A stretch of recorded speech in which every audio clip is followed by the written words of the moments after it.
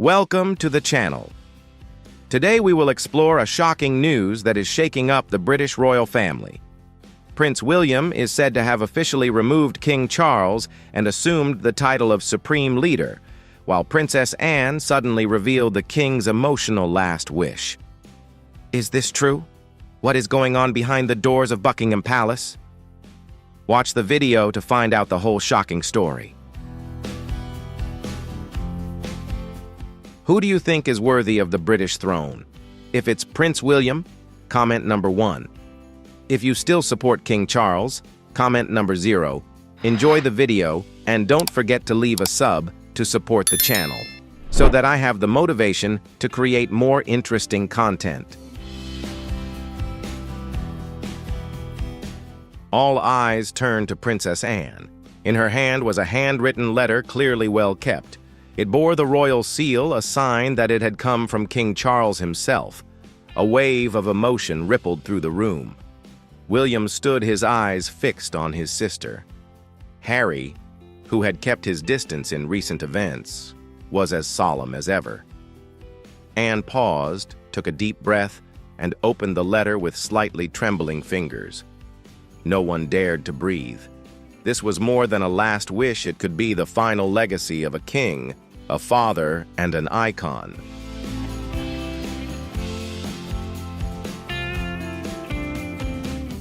Princess Anne's voice rang out soft but powerful.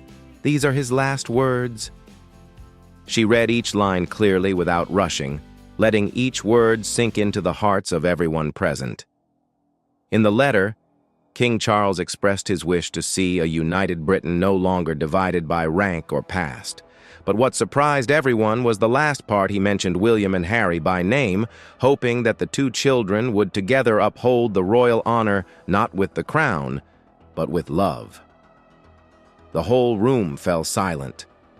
William clasped his hands while Harry bowed his head. Even without saying it, everyone understood this was the beginning of a new chapter, not just for the royal family, but for the whole of Britain.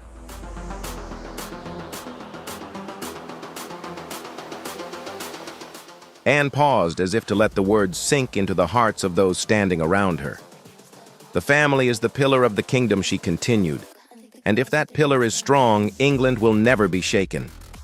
These words were not just the legacy of a king, but the message of a father, a brother, a symbol of unity. William bowed his head, his eyes filled with tears. Harry looked down at his shoes, his face thoughtful. Though there had been many rifts over the years now, the father's message seemed to have the power to pull them together, if only for a moment.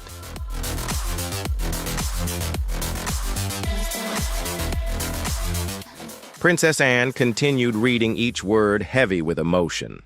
A title does not make a king. It is kindness, sacrifice, and love that make a true leader. Those in the room, Camilla, Kate, even the long-time loyal servants could not hide their emotions. The letter was not just a testament to the throne, but a reminder of the great responsibility that comes with power. William, accustomed to the role of heir, now found himself facing a test not just of his title, but of his character and heart.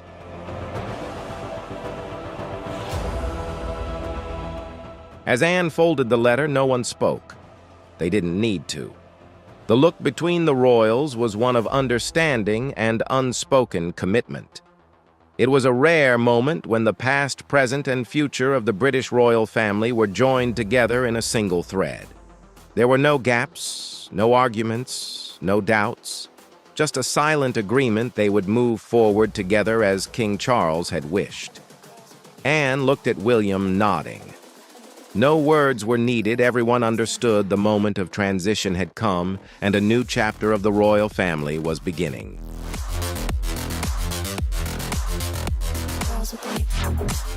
Anne looked around the room one last time. Each face there wore a different expression. Sadness, reflection, but above all, respect. The letter had become a poignant reminder that, although they were members of one of the most famous families in the world, they were still only human, in need of affection, in need of connection, in need of each other. By choosing to send this message through Anne King, Charles had shown that he was thinking not only of the throne, but also of the emotional future and harmony of his family.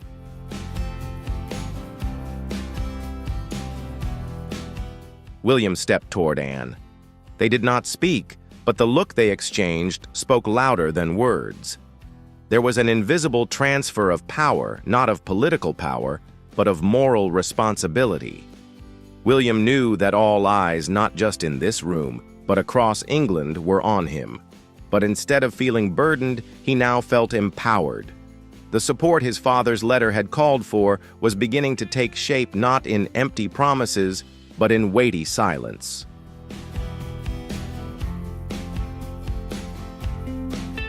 Footsteps echoed softly down the long corridors of Buckingham Palace. The royals left the room one by one, carrying a fragment of that letter in their hearts. It was not just a farewell, but a guide, a map to future engagement. What had just happened was not for public consumption. No newspaper headline or media photograph could capture the true nature of the moment. It was a profound, silent transformation, but one with lasting resonance.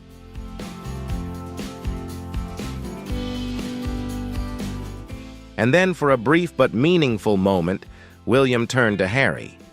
No one knew exactly what was exchanged in that slight nod, but many sensed a glimmer of hope. Could this be the beginning of a reconciliation? A first step, however small, built on the will and love of the father they had just lost. King Charles's letter was more than just his final wish. It awakened something deeper in everyone's hearts, a yearning for love, for forgiveness, for unity. A new chapter was being written, and this time they would all take up the pen together.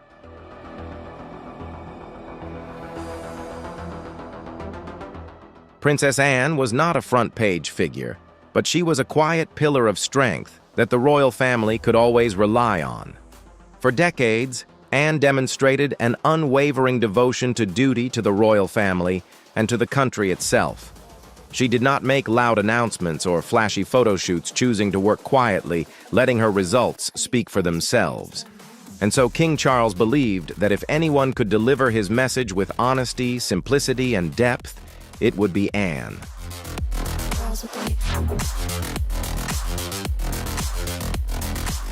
As Charles wrote the final lines of his letter, he knew that it was not just a personal statement, but a bridge between the past and the future of the royal family. And Anne, with her ability to bridge generations, was the perfect person to deliver that message. Untouched by politics or public opinion, she was the embodiment of balance and reason. Charles's choice of his sister over any political advisor or even his wife Camilla was a decision that was implicit. The message was not for Parliament, but for the heart of the family.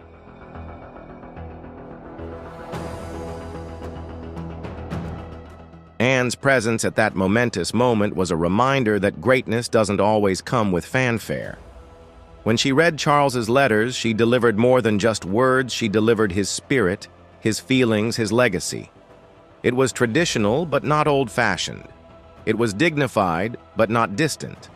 That's why even though she didn't say much, Anne made everyone listen.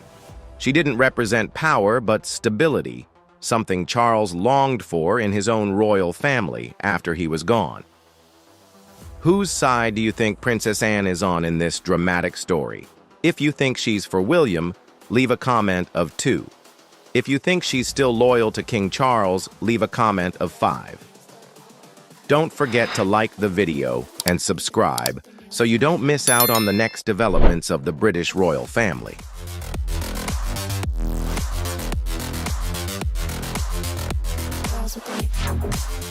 In the hours that followed, as the room emptied, the echoes of the letter continued to resonate. Each member of the royal family had their own thoughts, but they all felt one thing: Charles had laid the foundation for a new beginning.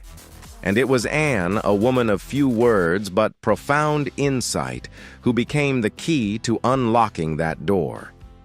With calmness and honesty, she turned a letter into a bond, not just between the members of the room, but between generations, between tradition and the future.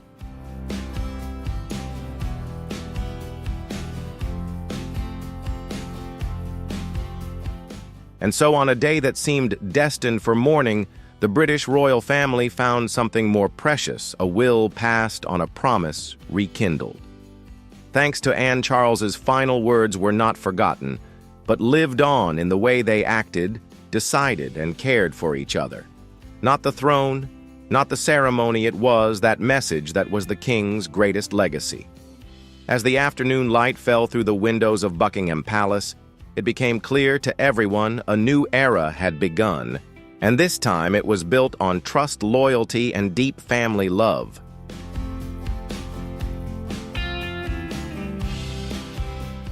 From an early age, Anne stood out as unconventional. At just 19, she accompanied Queen Elizabeth and Prince Philip on an official tour of Australia and New Zealand, where she demonstrated a strong work ethic.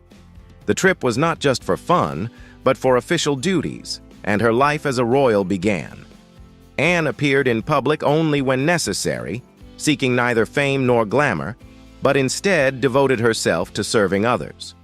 She approached all her roles with the same seriousness and commitment. Anne never let the royal lifestyle distract her.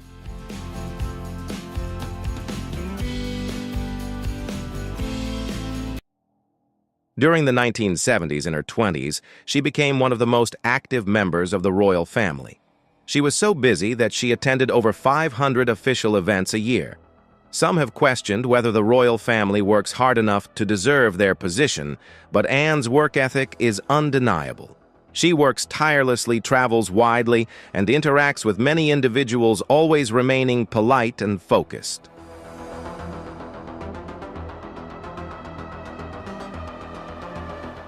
Her involvement in charity work became an important aspect of her life. In 1970, she became the chairperson of Save the Children UK. She not only posed for photographs, but also actively worked to meet children, visit areas affected by the crisis, and raise awareness of children in need. She served in this position for nearly 5 decades, showing incredible loyalty. It was more than just a job for her.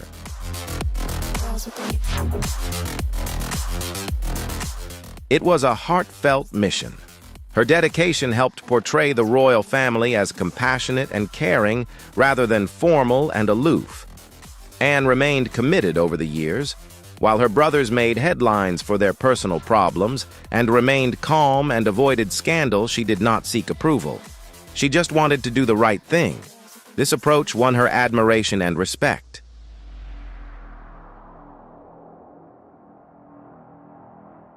Her honesty and trustworthiness were not overlooked.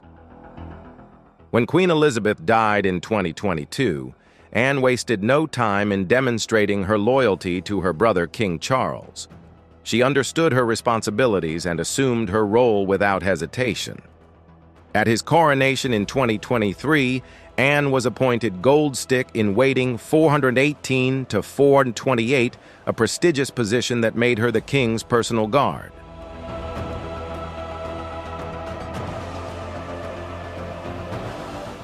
Leading a massive military parade of 6,000 individuals on horseback, Anne not only showed symbolism, but also demonstrated the king's trust in her and her strong ties to royal customs.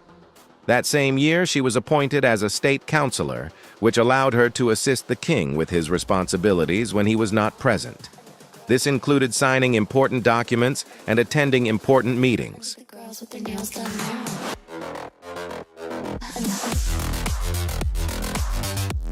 Princess Anne's unwavering dedication has made her a symbol of stability and resilience in the eyes of the public. While other royals often attract attention through controversy or media appearances, Anne has quietly built her reputation through action and dedication. In more than 50 years of public service, she has never sought fame or praise. It is this quietness combined with undeniable efficiency that has made Anne one of the most respected members of the modern royal family.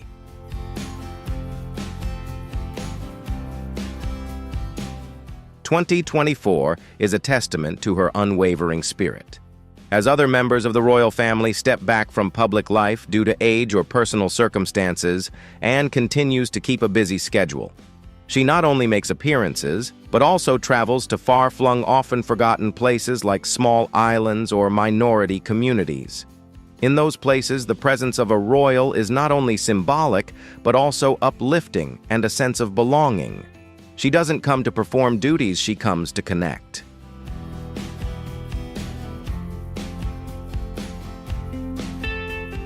Remarkably, even in her 70s, Princess Anne shows no signs of fatigue or diminished responsibility.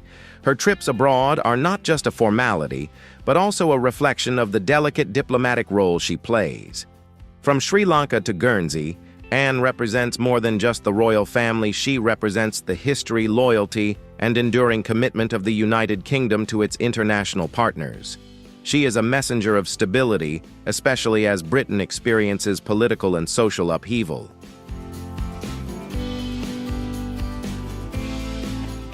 An important part of Anne's legacy was her strong ties to the military. In addition to holding honorary titles, she was a regular at memorial events meeting with veterans and their families. Anne didn't just stand behind a ceremonial fence, she stepped over it to listen to each person's story. They saw her not just as a princess, but as an understanding and empathetic companion. In a world of clichés, Anne stood out for her sincerity.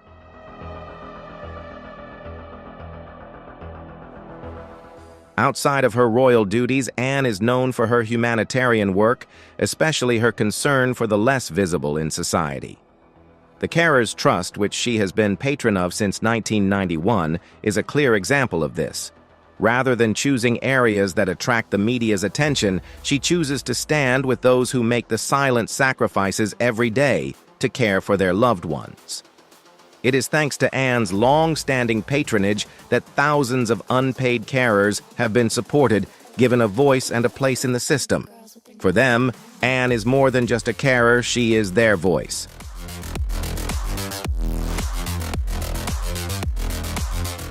And of course, there is the passion for horses, an integral part of Princess Anne's life. When she competed at the Montreal Olympics in 1976, she not only made history, but also inspired millions.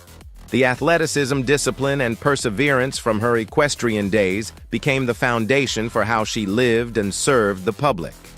Throughout her royal career, Anne maintained a calm demeanor, but never backed down from a challenge, just as she rode through obstacles not for the audience, but out of respect for the journey itself.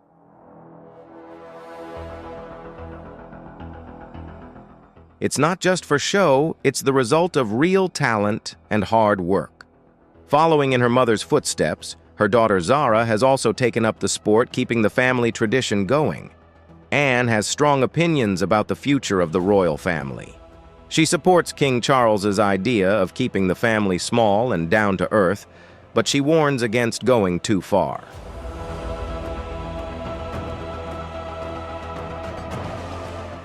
Princess Anne's quiet guidance to William was not just advice, but a living example. In every public appearance, Anne provided lessons in duty, devotion, and humility. William looked to her not as an aunt, but as a true mentor, one who had gone before him and understood the pressures and expectations of royal life.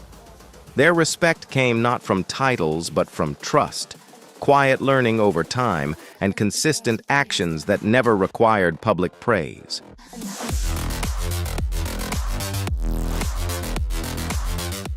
At a time when the monarchy is facing much skepticism, the stability that Princess Anne provided is exactly what helped Prince William find a solid foundation to build on as he prepared for his future role. The values she instilled, resilience, discretion, service, are now ingrained in William's public appearances. As he steps into his new role, Anne's steady presence in the background serves as a mirror of what is right, what is enduring, and what is worthy of being carried forward.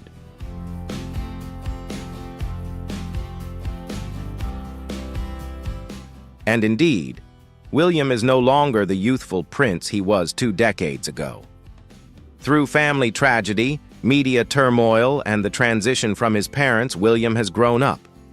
With Catherine by his side, he has become the face of a modern royal family, one that is both traditional and adaptable. In recent years, he has taken on more important roles in his father's life, from diplomacy to public life, demonstrating that he is not just a nominal heir, but a leader who is coming into his own.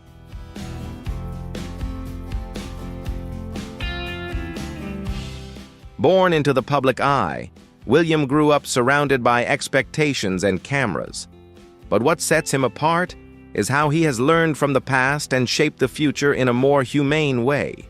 Rather than simply playing a symbolic role, William has shown genuine concern for social issues, mental health, homelessness, and especially youth.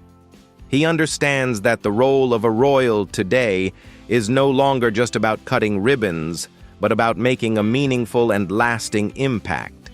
And it is these values that Princess Anne has quietly embraced.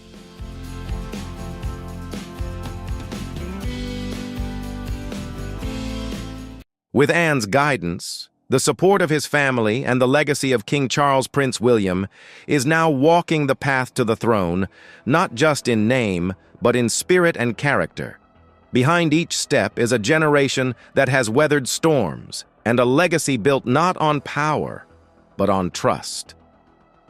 As the moment of transition approaches, William is more than just a vision of a future king. He is the embodiment of continuity, growing from prince to leader.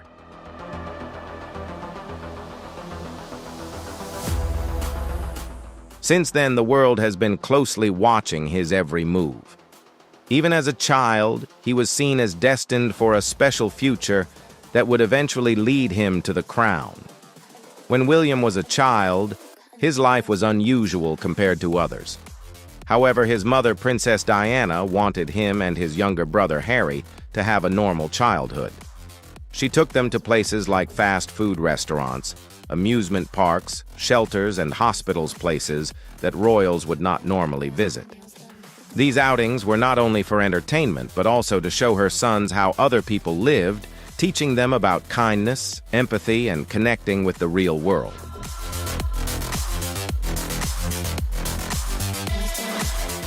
This experience helped William develop a deeper understanding of life beyond the confines of the palace. Despite his growing-up duties, William remained a playful and curious boy who loved being outdoors. He had a lot of energy and loved to explore. His curiosity sometimes led to mischief, but that was all part of his charm.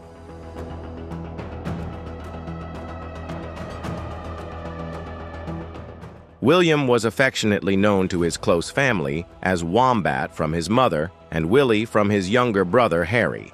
Despite his royal title, William was a devoted son and brother who cared deeply for his family.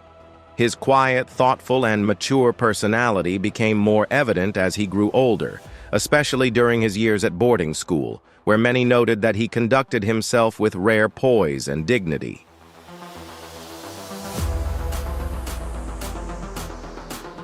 Princess Diana, his beloved mother, always relied on William as a moral support.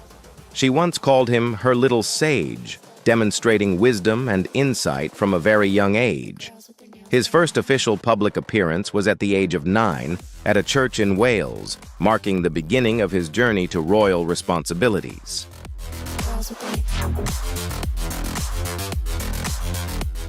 William accompanied his parents and younger brother on many trips, including a visit to Canada, where he learned more about the role of a future king. However, life was not always smooth for the young prince. In 1996, his parents officially divorced, and just a year later, a great tragedy occurred. Princess Diana died in a tragic car accident in Paris on August 31, 1997.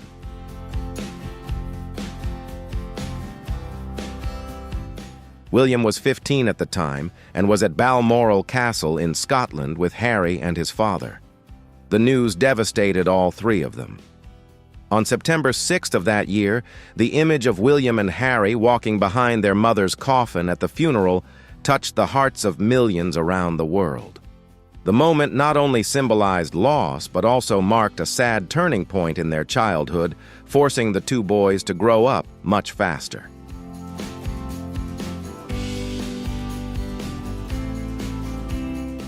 After his tragic loss, William continued his education at Eton College, a prestigious school different from the ones his father and grandfather had attended. There, he studied geography, biology, and art history, and was active in sports such as rowing and water polo. These years of study and training were an important foundation for William to prepare for his future as king and the great responsibility that awaited him.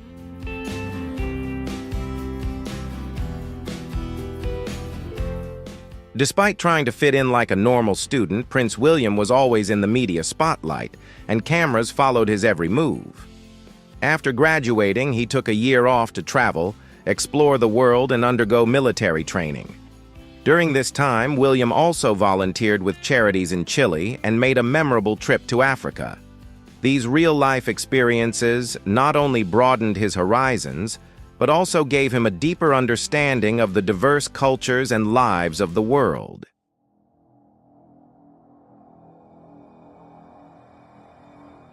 In 2001, William enrolled at the University of St. Andrews in Scotland, where he began to live away from his family and enjoy greater independence. It was there that he met Catherine Middleton, a fellow student. Initially, they were just close friends, but over time their relationship developed into a deep love. William's meeting and love for Catherine marked an important turning point, opening a new and promising chapter in the young prince's life.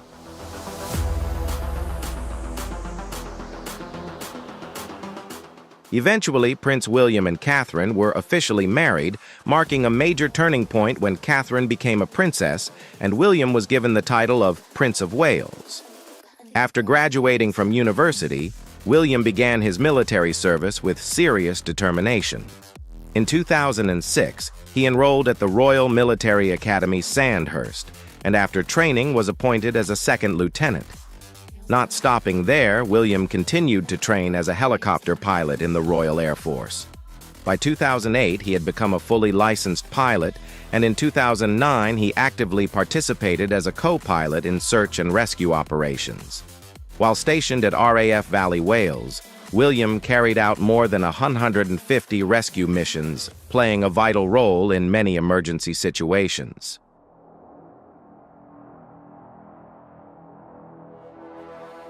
William's real-life experiences in rescue work taught him valuable lessons about courage, teamwork, and resilience in the face of challenges.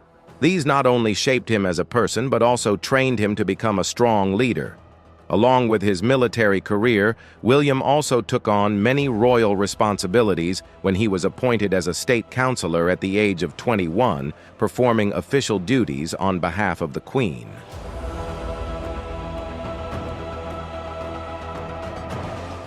William has visited many countries such as New Zealand and Australia, representing the royal family with a humble demeanor and a warm heart. He is known for being a good listener, always showing sincere concern, making those around him feel appreciated and important. In 2010, during a rescue mission near Liverpool, William personally piloted a helicopter to save people, continuing to support emergency operations such as rescuing sailors in the middle of the Irish Sea during a severe storm.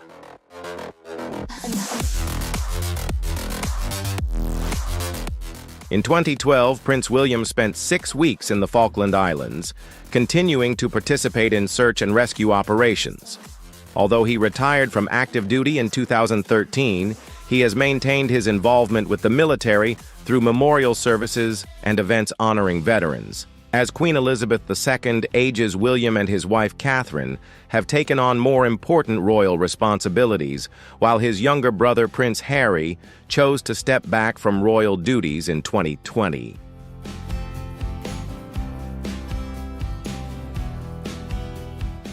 They began to focus deeply on issues that were important and meaningful to them, such as mental health, children's rights, and environmental protection areas, where they felt they could make a real difference. Their leadership style, both gentle and firm, earned them the respect and admiration of many around the world. The royal couple were seen as a tight-knit and wise team, demonstrating genuine care, patience, and perseverance in all their commitments. It was this unity and dedication that gave them the strength to overcome many challenges and maintain the public's trust.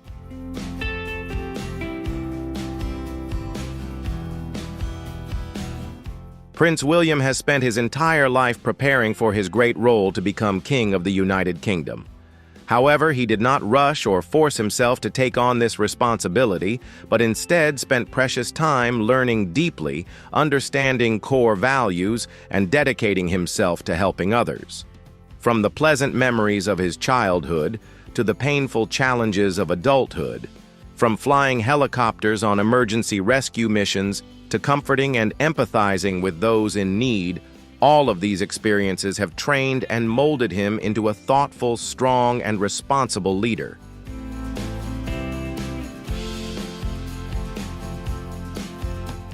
William was seen not only as a future king, but also as someone who deeply understood people, especially those he would serve. He was always accompanied by Catherine, a wife, who was not only steadfast, compassionate, and graceful, but also performed her role not out of duty, but with joy and passion. The couple presented the world with a modern, friendly, and caring royal image. They were not just television personalities, but also symbols of loyalty, patience, and responsibility.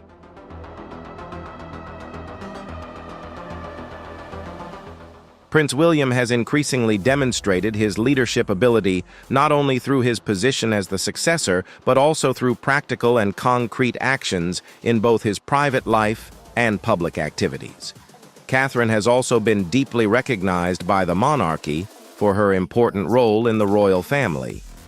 Her presence by William's side not only helps him become more complete, but also makes his path to the throne more solid, meaningful, and full of necessary support.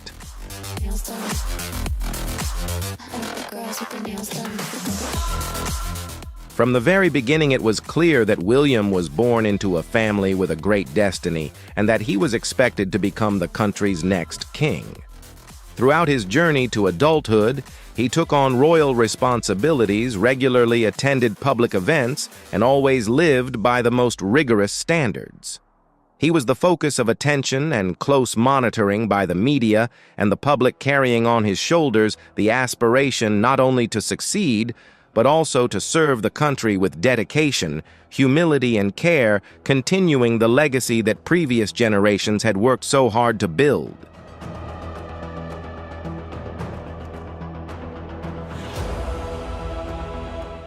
Prince William's life has been a challenging journey interspersed with moments of happiness and deep sadness, especially after the tragic death of his mother, Princess Diana. This loss left a deep wound in William's soul as a young boy, having to bear the pain of being in the spotlight and being constantly watched by the media and the public. However, under such enormous pressure, William has constantly strived to mature and maintain himself. That perseverance and determination have created a solid foundation for him, helping him step by step prepare to take on great responsibilities in the future.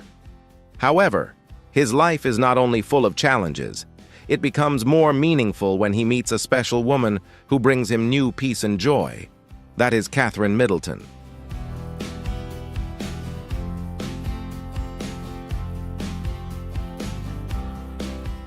Kate entered William's life at a very meaningful time when they were both students at the University of St. Andrews in Scotland. At first, they were just classmates, sharing stressful hours of study and relaxing moments, gradually building a friendship based on respect and understanding. Simple meetings, intimate conversations, and overcoming academic challenges together made their relationship increasingly closer. Gradually, from the initial gentle feelings, they realized that there was a special bond between them that was more than just a normal friendship. Their love grew day by day, despite the constant attention from the media and the public.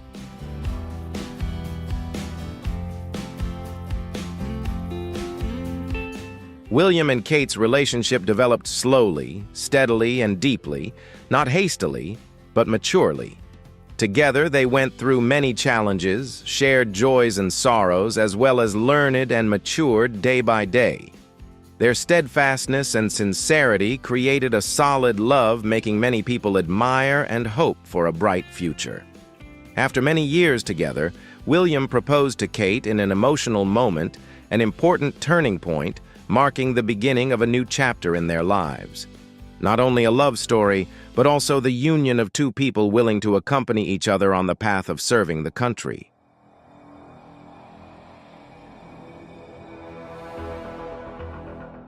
On April 29, 2011, their royal wedding took place at Westminster Abbey, London, an event watched and celebrated by millions of people around the world. The wedding was not only a symbol of love and commitment, but also a continuation of royal traditions in a new era. Kate, from an ordinary girl, became an indispensable part of the royal family as a wife, mother, and companion to William.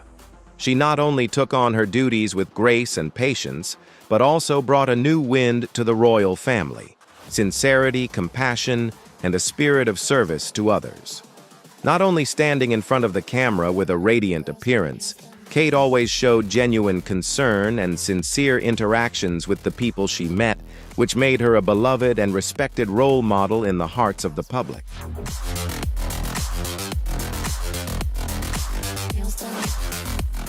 William and Kate decided to set up a fund for their wedding gifts after their marriage. Instead of asking for traditional gifts, they asked people to donate to causes they were passionate about. The fund was used to support children, military families, animals, and people with health issues.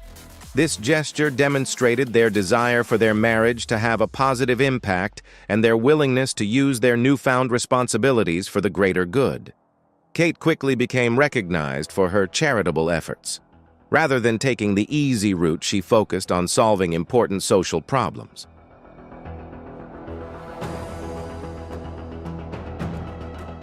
She has supported initiatives focused on children's mental health, families dealing with addiction, and creative programs that promote healing. Her passion for art history has led her to support organizations that use art to help individuals, especially children. Kate has also developed a love for photography as a storytelling medium. She often captures her children's natural moments of joy in her official photographs, which have touched the hearts of people all over the world. William and Kate worked effectively as a united couple. Initially, they undertook official visits and presented the UK with grace and friendliness. They were not aloof or overly formal, but instead approachable, often greeting others with a smile and a listening ear. Their first major trip after their wedding was to Canada, which drew huge crowds.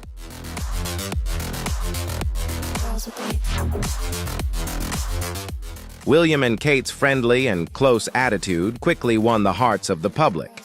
For many, William reminded them of the warm and loving image of his mother, Princess Diana, while Kate attracted everyone's eyes with her natural charm and charm.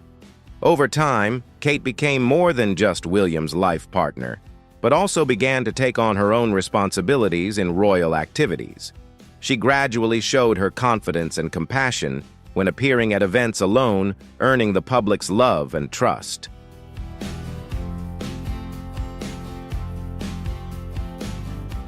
Kate's first official solo event was a fundraiser for the charity In Kind Direct, followed by an emotional speech at a children's hospice. She spoke with a gentle yet powerful voice, conveying her genuine concern for families and children in need. In addition to her royal duties, Kate and William have built a happy and close-knit family with 3 adorable children, Prince George, Princess Charlotte, and Prince Louis. Despite living in the public eye, their family life remains warm and close.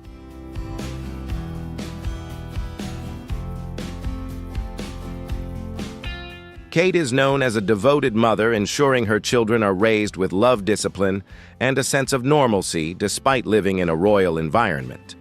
She also works tirelessly in a variety of areas, from sports and children's charities to mental health initiatives and anti-addiction campaigns.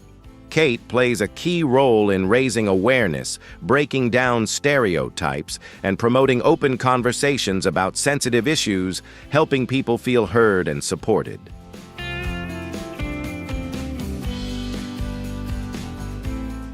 When the COVID-19 pandemic hit in 2020, rather than retreat, William and Kate actively sought to support their communities. They made a series of video calls with healthcare workers, teachers, and families to stay in touch and boost morale. One of the most memorable gestures was a 3-day tour of England, Scotland, and Wales, where they expressed deep gratitude to those working on the front lines. This was not a show of force, but a genuine demonstration of a royal couple who are close to and empathetic to the people.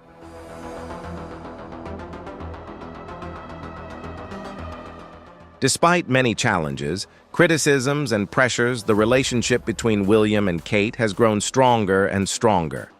Kate has provided invaluable joy and emotional support to William as he matures and assumes royal responsibilities. Together, the couple has updated and taken on important responsibilities, upholding precious traditions while emphasizing the importance of compassion and connection with the public. Their tireless efforts have contributed to making the monarchy more accessible and relatable to the people.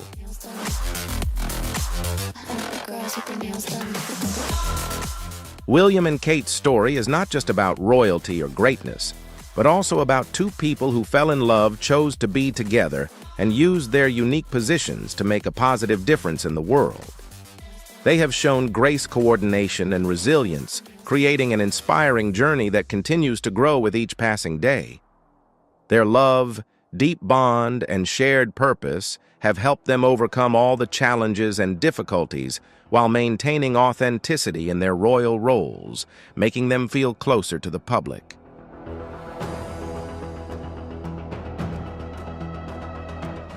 In 2013, a very important milestone marked the couple's life when Prince George was born. This event not only brought great joy to William and Catherine, but also lit up the whole country of England. People everywhere welcomed with bright smiles, colorful flags, and bustling festivals to welcome a new royal member. It was not simply the birth of a future king, but also the beginning of a young family full of love and hope. Then Princess Charlotte was born in 2015.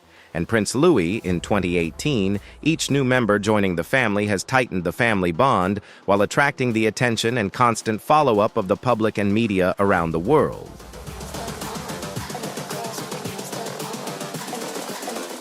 William and Catherine have always given top priority to the peace and privacy of their children.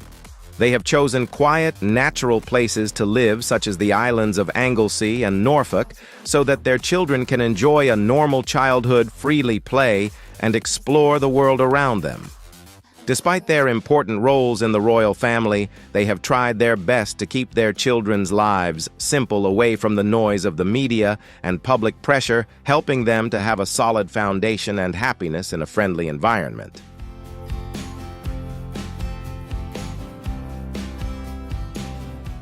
Although they are very careful in maintaining their privacy, the couple still do not hesitate to share with the public their happy, simple family moments through photos on special occasions. These images not only highlight the warmth and authenticity in the daily life of a royal family, but also show that whether they are princes or princesses, their children still have funny bedtime stories, innocent pranks, and loud laughter in the garden. This helps the public feel closer, more familiar, and somewhat understand that despite being at the height of their fame, they are also ordinary people with simple and sacred family affection.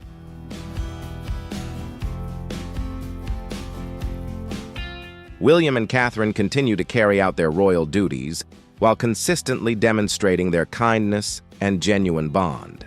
They embarked on a trip to Canada shortly after their marriage in 2011, where they impressed everyone with their easygoing demeanor. During her visit to California, Catherine charmed the public with her charm, marking her first official visit to the United States as a member of the royal family.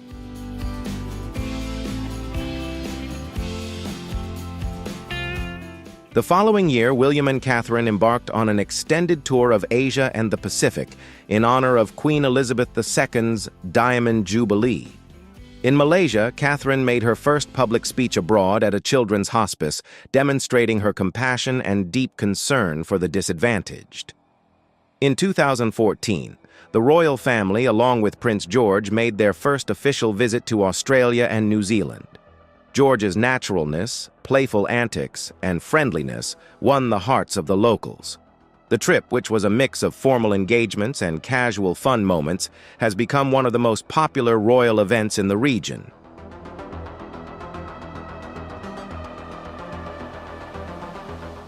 In the following years, Catherine gradually took on more responsibilities as a royal. She regularly appeared at official events and charity events, always maintaining a gentle, friendly, and cheerful attitude. Her approachability, simplicity, and humble background made it easy for the public to connect, not only because of her royal status, but also because of her true personality. After the death of Queen Elizabeth II in 2022, Catherine officially became Princess of Wales, a solemn title that she accepted with humility and composure, bringing a new breath of strength and warmth to the monarchy.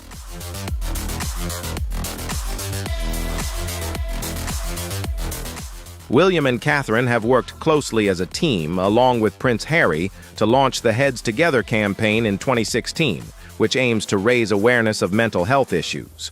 William has shared his personal experiences publicly, including his grief at the loss of his mother, Princess Diana, and the pressures he faced as an air ambulance pilot.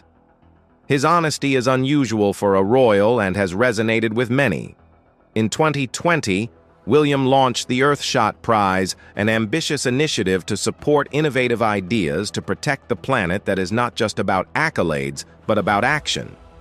Each year, 5 winners are chosen to receive $1 million to turn their ideas into reality and contribute to environmental restoration.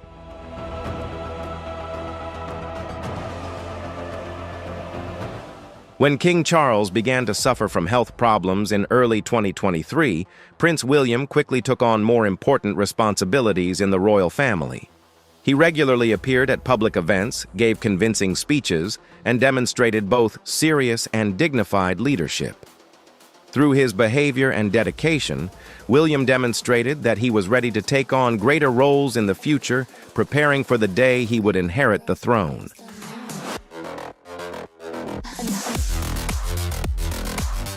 In addition, William also pays special attention to meaningful goals that were once a concern of his mother, Princess Diana.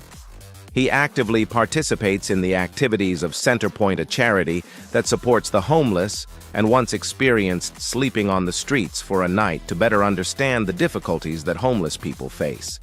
These actions not only show deep empathy, but also serve as a touching continuation of his mother's legacy. At the same time, William and Catherine also constantly innovate their approach to the public through modern means such as Instagram, where they share daily moments, charity activities, and work updates. This approach helps them attract the attention of the younger generation while still maintaining the traditional and solemn features of the royal family, contributing to the modernization of the monarchy in a subtle and effective way.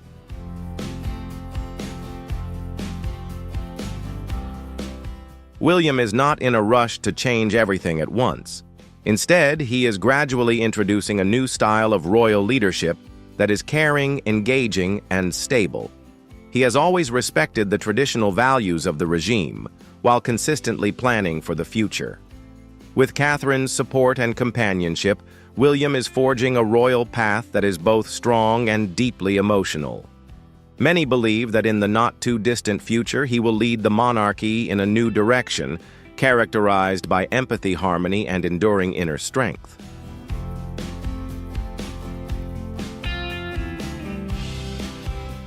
However, one big question remains. When will Prince William officially ascend the throne? How will it happen, and will he become king sooner than expected? In January 2024, a surprising event caused concern around the world. It was announced by Buckingham Palace that King Charles had been admitted to a London hospital for a routine checkup. Initially, it was thought to be a minor issue. Doctors were treating him for an enlarged prostate, a common condition in men his age. The public was reassured that King Charles was in good health and would make a speedy recovery.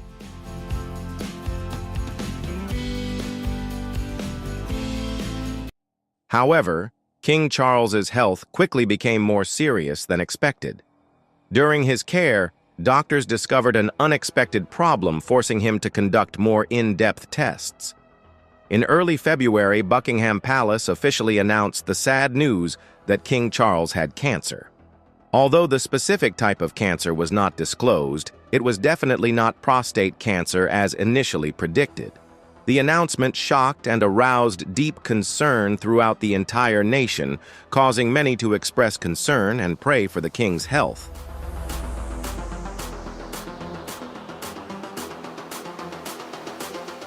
However, it was later shared that the king had begun treatment and would be visiting the hospital weekly while still trying to stay active.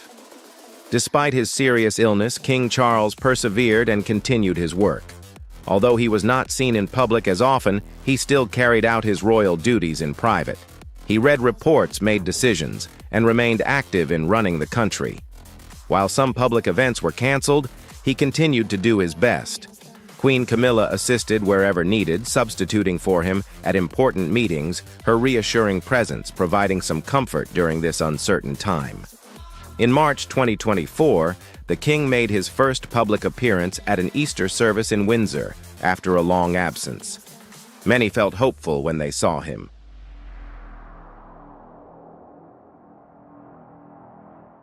Despite looking a little tired, King Charles remained admirably calm. In April, Buckingham Palace announced that the king's health had improved markedly and that he would gradually return to royal duties. The news was a great relief to the public who had been closely following his progress. However, in March 2025, King Charles's health took a turn for the worse, requiring him to be briefly hospitalized due to side effects from his treatment. This led to the cancellation of several important events that had been scheduled.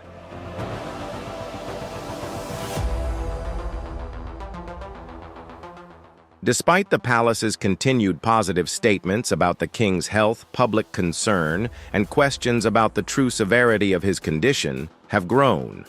Despite this, King Charles has shown great resilience and responsibility in his role. Even during the most challenging times, he has continued to carry out his royal duties by signing documents, attending private meetings, and maintaining regular contact with the country.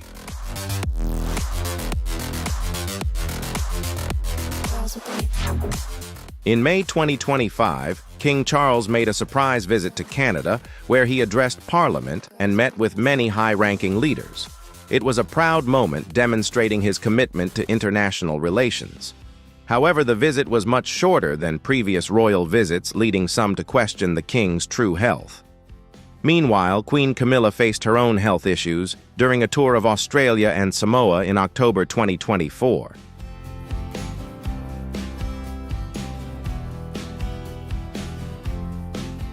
After feeling unwell, she was diagnosed with pneumonia in November and was forced to cancel many royal duties while she was treated. Although she recovered somewhat, the illness forced Queen Camilla to take a long break and was unable to carry out all of her daily duties. In December 2024, she was forced to cancel most of her plans for a visit by the Emir of Qatar, raising concerns about her health and the impact on the royal family. In April 2025, King Charles and Queen Camilla made a surprise trip to the Vatican, Italy, where they met with Pope Francis, who was also recovering from pneumonia.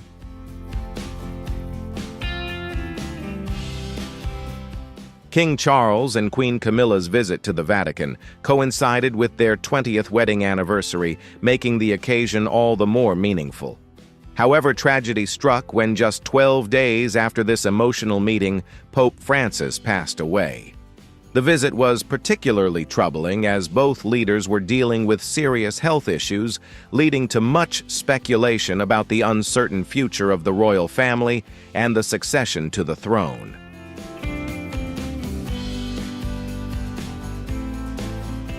As King Charles and Queen Camilla's health deteriorated, attention began to shift to Prince William. Speculation arose that the king would abdicate in favor of his son sooner than expected. In fact, Prince William took the initiative to take on more royal duties, appearing more frequently at public events, meeting international leaders and assisting his father in important tasks. He always showed composure and solid leadership, not loudly seeking attention, but quietly taking on greater responsibilities which earned him respect and admiration from the public as well as observers.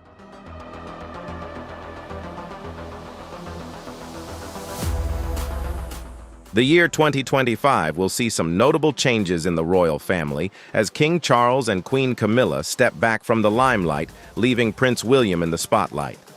Many are beginning to feel that this is a sign of a new era, although no official announcement has been made. Historically, abdication by monarchs has been rare and always a memorable event.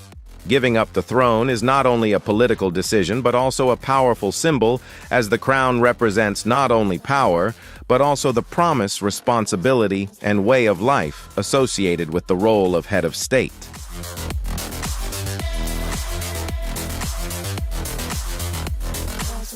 A famous and touching example is the event in 1936 when King Edward VIII shocked the world by deciding to abdicate the throne.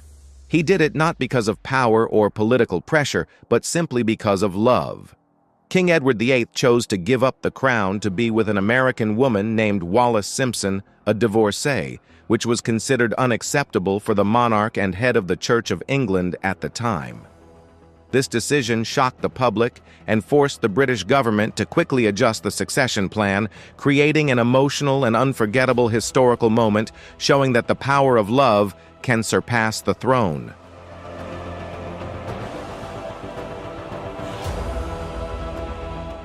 Today, the story of a monarch's abdication is still spoken of with respect and contemplation. King Charles III is currently facing significant challenges, particularly with his health, which has raised questions among the public about whether history could repeat itself. While his situation is different from King Edward VIII, who did not face such a personal decision, the idea of a monarch abdicating for whatever reason is still reminiscent of tumultuous royal history. I think the girls with their nails done now. Throughout history, not only King Edward VIII, but many other monarchs around the world have chosen to abdicate their thrones for various reasons. For example, in 1668, King John II Casimir Wasa of Poland abdicated due to political pressure and health problems that made him unable to continue his leadership role. A more recent example is King Juan Carlos of Spain, who abdicated in 2014 to hand over power to a younger generation, despite having been involved in a number of scandals that had previously drawn special attention to the royal family.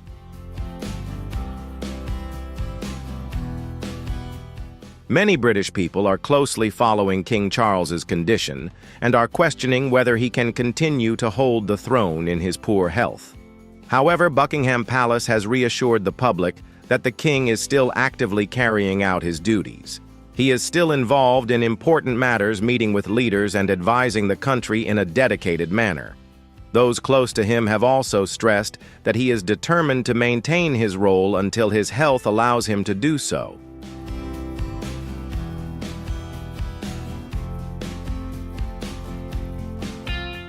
In early 2025, King Charles made a brief 20-hour visit to Canada, but the trip sent a powerful message of his resilience, passion, and determination.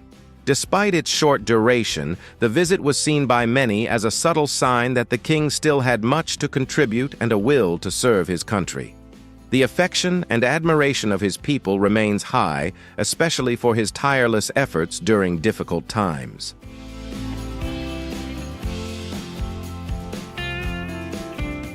Cancer is a serious health concern, especially for an older person. The future is uncertain, and although there has been no official announcement of the monarch's abdication, it is widely understood that his son Prince William is the heir apparent. In recent years, Prince William has taken on more public responsibilities, interacting with world leaders, attending important events on behalf of the royal family, and carrying out his duties with calmness and grace.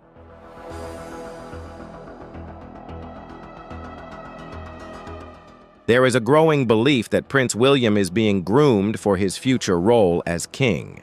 While there are currently no formal plans for the succession, signals from the royal family suggest that they are quietly strengthening the position of the next generation. While the rules of succession in the British monarchy are clear and have been established for centuries, the abdication of a king is a different story, legally complex and hugely symbolic. If King Charles were to abdicate, it would require approval not only from the UK, but also from the entire Commonwealth, including Canada, Australia, New Zealand, and the other countries where he is head of state. This would mean adjusting the laws and parliaments in each country, making the process lengthy and sensitive.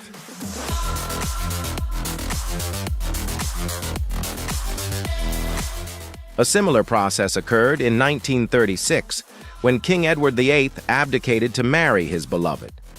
Back then, the process was swift but careful to ensure the stability of the monarchy. If a similar event were to occur today, the legal media and public relations process would be much more complicated. Perhaps that is why the royal family is being cautious but proactive. Prince William and Princess Catherine are not only appearing more frequently in public, but are also taking an increasingly visible leadership role. They meet heads of state-support charitable causes and are constantly appearing as the public face of the modern royal family. A gentle but clear transition is underway.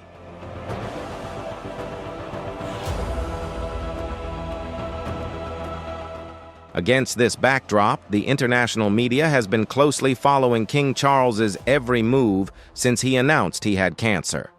Despite widespread speculation that he would soon abdicate, Buckingham Palace has repeatedly denied the rumors and urged the public to respect the monarch's privacy. Behind the scenes, however, preparations for the future have been quietly underway. It is the delicate balance between continuing to carry out current royal duties and preparing for a new era that makes this period so special and important in the modern history of the British monarchy.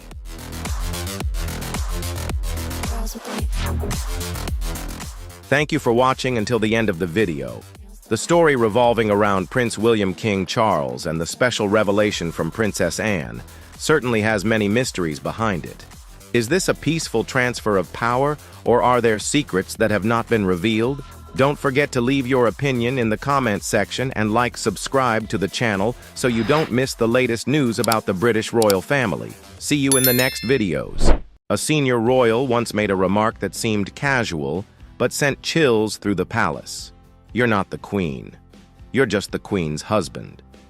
Short and sharp like a blade, the comment revealed an undercurrent quietly rippling through the halls of Buckingham Palace. Not long after another shocking event shook the monarchy, Prince William made a move so unexpected it brought King Charles and Queen Camilla to tears. No one saw it coming, a moment that sent tremors through the heart of the British monarchy. What drove the heir to the throne to make such a bold choice? And how could a single act be powerful enough to shake the very foundation of royal authority? If you find this story intriguing, drop a comment with the number 1, if not comment 0. Don't forget to share this video, and leave your thoughts in the comments below. Make sure to subscribe so you won't miss any of our upcoming videos. Now let's dive into the story. It all began on what seemed like a perfectly ordinary morning in London. The weather was pleasant, the sunlight gentle, and the gates of Buckingham Palace swung open to welcome distinguished guests from across the Commonwealth. The air was filled with the scent of white roses, and the setting was as radiant and flawless as any royal occasion before. The palace, majestic and dignified, stood ready for another grand day, with flags fluttering and photographers eagerly preparing to capture historic moments. Guests chatted softly among themselves, all eagerly anticipating the usual grace and elegance displayed by the royal family.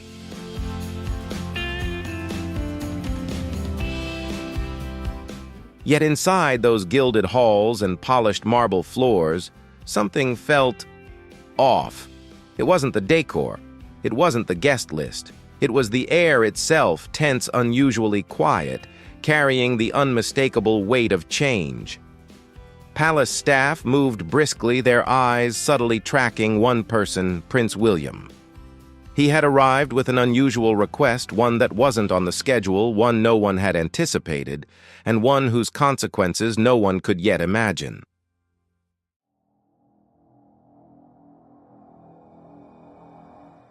William didn't want to speak with his father, King Charles, or with Queen Camilla.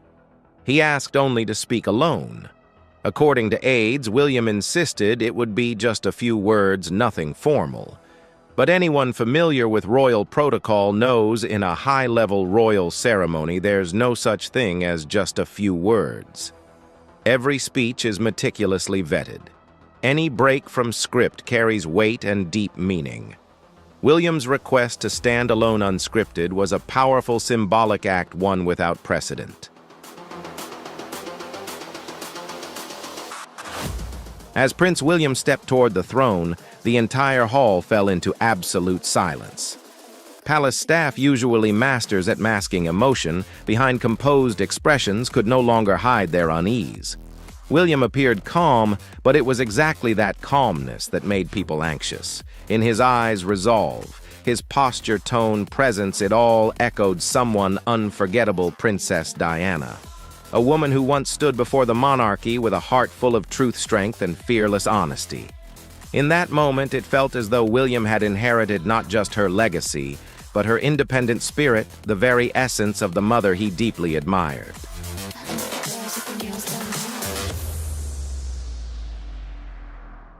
And then he began to speak. There was no excitement or anger. His voice was gentle, calm, yet every word carried a special weight, like a soft storm, quietly sweeping through every corner of the room. He started by recalling the long history of the crown, its traditions, honor, and the responsibilities tied to it. The stories of glorious past were told as a reminder to everyone of the profound meaning behind this symbol.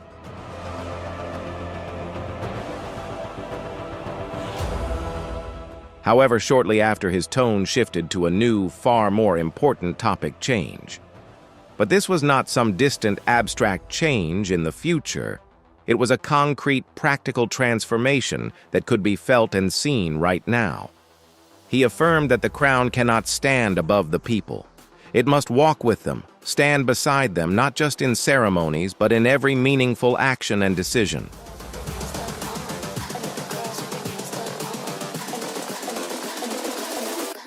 Next, he made a surprising announcement that brought a solemn atmosphere to the room like never before. Prince William revealed a new plan for the royal family, emphasizing greater cooperation and shared responsibility among its members. He announced that Princess Anne, Prince Edward, along with his wife Catherine, would take on more duties, becoming more deeply involved in leadership and representation. The traditional system, which had concentrated power in one person, was gradually shifting toward a more collective, flexible, and modern model. But this change was not limited to just redistributing power.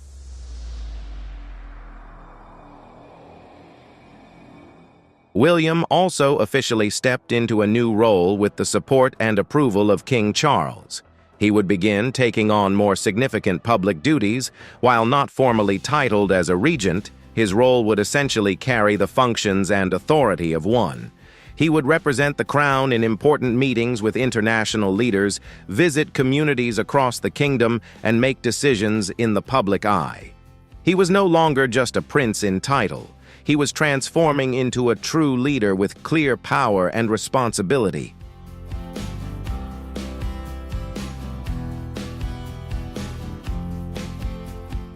The change unfolded in a quiet atmosphere, but hit like a major shock that demanded everyone's attention. Some in the room were puzzled by the sudden announcement, while others felt a sense of relief that necessary reforms had finally begun.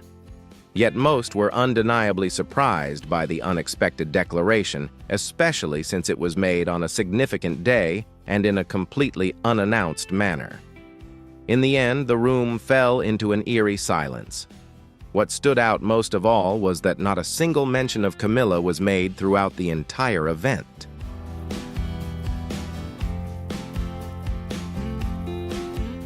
That spoke volumes without a single word. Camilla was clearly excluded from the new plan and this shifting role.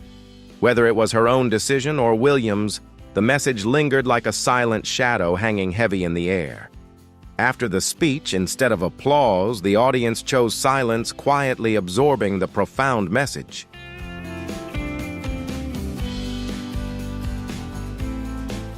Long-standing customs and traditions are being questioned not through protests or loud rebellions, but by a prince with a confident and decisive attitude asserting his authority within the very palace where he was born.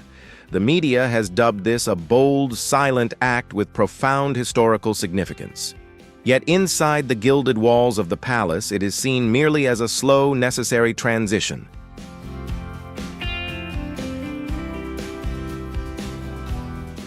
The royal family, known for its meticulous caution in decision-making, is like a massive ship slowly changing course on the deep sea, every move carefully weighed.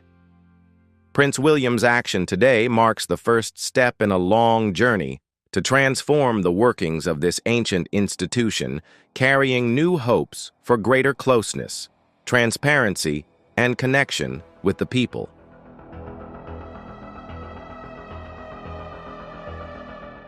However, in his speech, Prince William pushed things in a new direction, not abandoning tradition, but embracing a more flexible version that allows outside influences to impact the monarchy. Perhaps this is the path to preserving the institution's existence, not by standing above, but by moving closer to the people.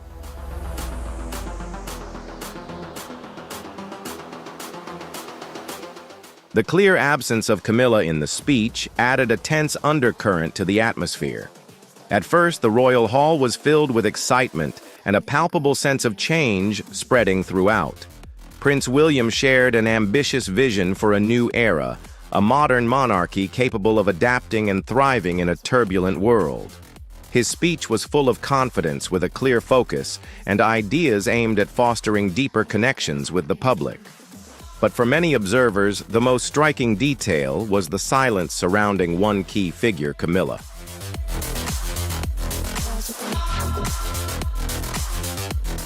Camilla, who has stood by King Charles for many years, always appearing at public events and formal ceremonies as a supportive partner by the king's side, was noticeably absent from William's vision for the future. She seemed overlooked and ignored. At first, Camilla sat upright, appearing attentive and composed, but as time passed, signs of restlessness became clear on her face. She clenched the program tightly on her lap. Her eyes darted around quickly, her breathing grew shallow, and her complexion turned pale.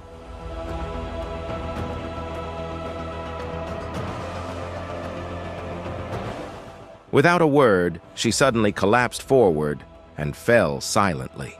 Medical staff quickly rushed in. King Charles stood up, his voice trembling as he called out Camilla's name in worry. Everyone in the room was stunned. Cameras continued to capture every tense moment. Though there was no physical chaos, the atmosphere became suffocating, filled with panic. The future queen had to be urgently escorted out on this momentous day, an event originally planned as a solemn and symbolic ceremony for the monarchy. I think the girls with their nails done now. Phones kept ringing non-stop, and the press corps grew increasingly tense. What was supposed to be a peaceful and momentous day suddenly spiraled into uncontrollable chaos. In a private room, royal advisors were engaged in heated discussions, debating endlessly. Everyone was puzzled, unable to understand why Camilla had been excluded from the future that Prince William had just outlined. King Charles, already frail, looked shocked and somewhat stunned by these unexpected developments. However, within the royal circle, many harbored suspicions. Rumors began to spread rapidly. Some believed Charles had been warned about his son's intentions, but perhaps never thought William would actually carry out the plan. Yet the truth unfolded exactly as it had.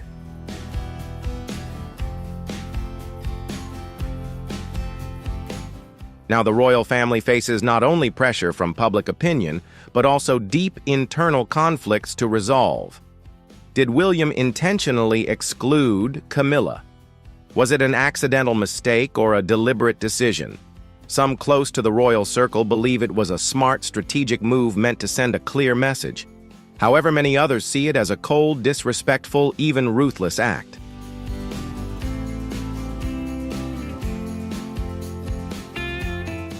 What everyone agrees on is that this event has created a massive impact.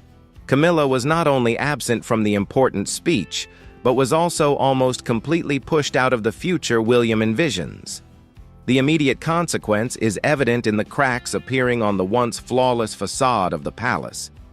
This is not just a matter of public image, but a sign of deep divisions within the royal family itself.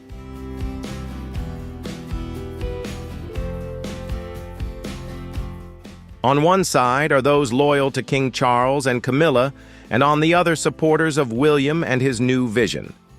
The factions remain undefined, but the gap between them is growing increasingly clear. Amid all this turmoil stands a woman who once held a significant place in the royal family, now seemingly losing her influence and importance. Camilla's collapse was not seen by those close to her as merely a medical emergency. They believed the cause ran deeper than just stress. It was a profound inner pain. Hearing the speech and realizing she no longer belonged in the future that William was shaping caused her silent, unbearable anguish, though it went unspoken. This emotional pain didn't always manifest loudly or dramatically. Sometimes it lived quietly in the shadows of still somber moments. Camilla's sudden collapse and the silence that followed vividly reflected the deep inner turmoil she was experiencing. Meanwhile, Prince William remained completely calm, showing no sign of hesitation or doubt.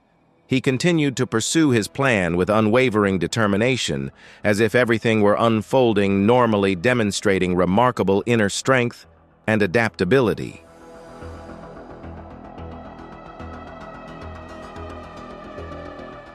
Though there is still hope for the future of the monarchy, many unanswered questions hang heavily in the air.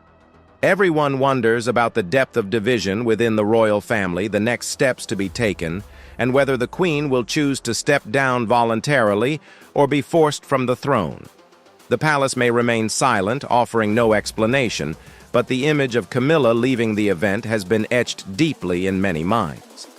Most striking of all is the driving force behind William's boldness. What are his true intentions?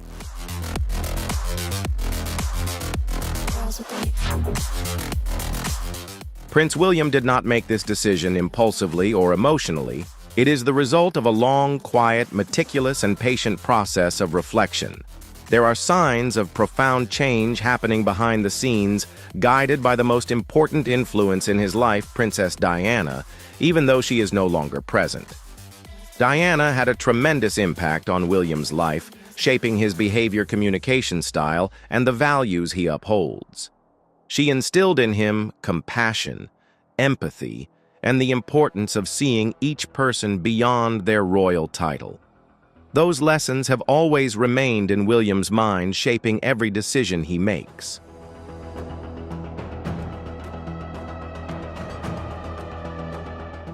As the monarchy faces significant changes, it's clear that William is striving to honor Diana's legacy by bringing those values back to the heart of the kingdom. He has spent years observing and realizing that tradition sometimes overshadows clarity and reason.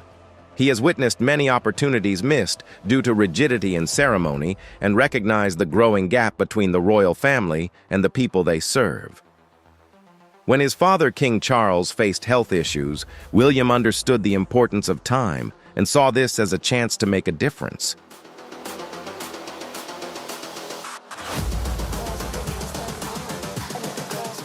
Not content with merely moving forward, William strives to make real progress. He refuses to be trapped in a system just because it has always been that way. William desires genuine change, a monarchy that truly reflects the modern world rather than outdated values. Achieving this requires bold and decisive decisions. One such choice is stripping power from those he believes no longer align with his vision, including Queen Camilla.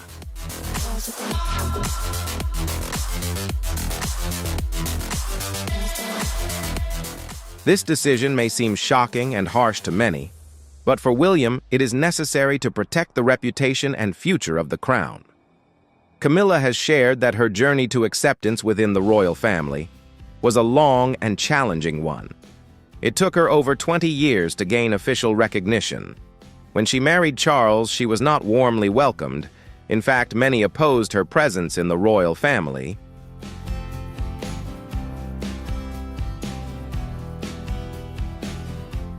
Despite that, Camilla remained persistent and continually proved herself. Over time, public opinion began to shift and people started to warm up to her. She gradually secured her place within the royal family. When Charles ascended the throne, Camilla stood by his side as queen consort, feeling as though she had conquered what once seemed impossible. However, everything changed dramatically when William excluded her from his vision for the future of the monarchy.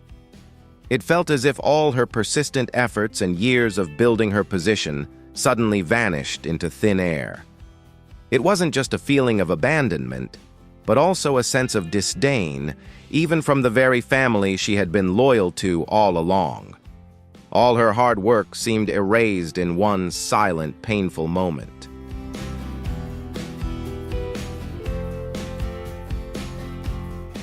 Even behind the palace walls, the impact of the event was profound.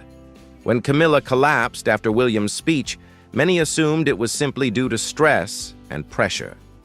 But those familiar with the royal family believed it was a much deeper pain. She had spent countless years trying to find her place within the monarchy, enduring rumors, harsh criticism, and relentless comparisons with other members.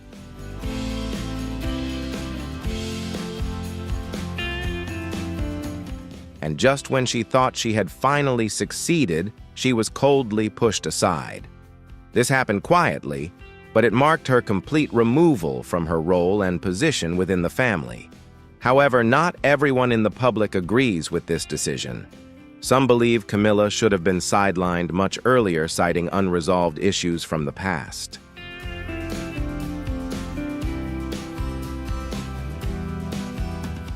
Others feel sympathy for her, believing she doesn't deserve to be pushed to the sidelines after so many years of effort and contribution. No matter what the public opinion is, one thing is clear: she is no longer considered in any future plans. This raises a bigger question: if Camilla is no longer in focus, what does that mean for King Charles? Is he still holding the reins of the monarchy, or has someone else taken his place?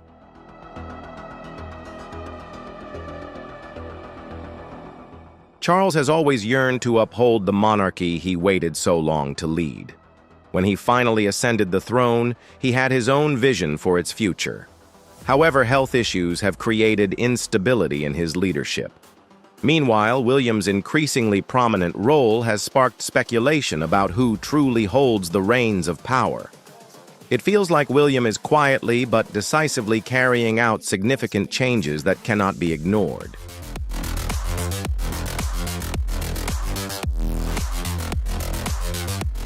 William envisions a monarchy that is more closely connected to the people, one that listens and operates with greater transparency in all its actions. He wants to build a monarchy that fits the modern era, not just one that preserves the past. However, this path is not easy, as it comes with many challenges and risks. Drawing inspiration from his mother's principles, William may unintentionally overlook the wishes and expectations of his father.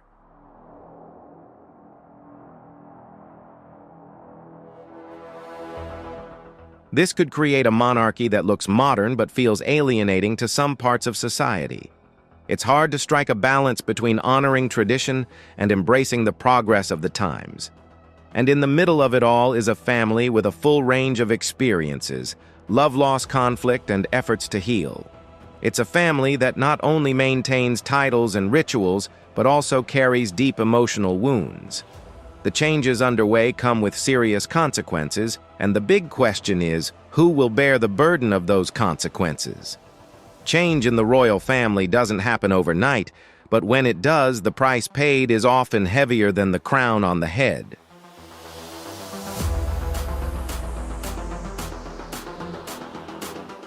As a king without absolute command, King Charles has lived a tightly controlled life since childhood.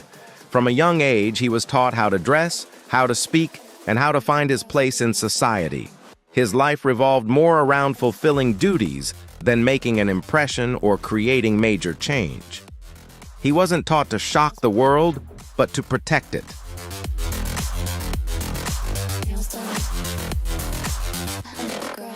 He was expected to be a symbol of stability. He followed all the rules, walked the royal path, and ultimately ascended to the throne that was destined for him. However, now that he has achieved everything that was assured to him, something feels off. A significant change is underway, and it seems no one, not even the king himself, can fully hold the reins anymore. The royal family, once running smoothly without any issues, is no longer the same.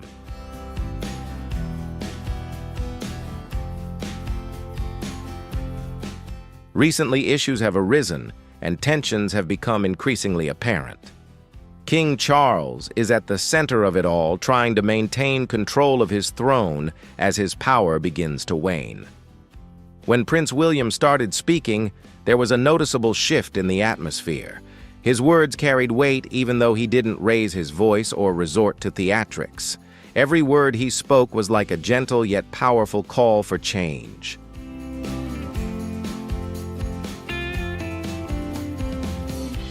While the king remains the official leader, it's clear that William has emerged as the true leader in the room. He doesn't seek attention but confidently accepts it, and no one tries to stop him. Advisors inside the palace began whispering among themselves. Some believe Charles approved of the speech, while others say he was surprised by it. These conflicting opinions only add to the confusion.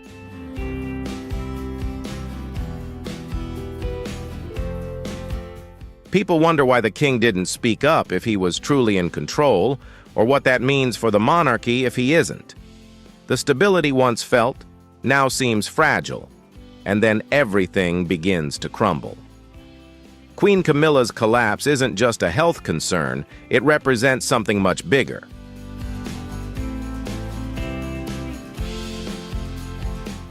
Throughout her time with Charles, she remained steadfast and composed, despite facing the world's judgment.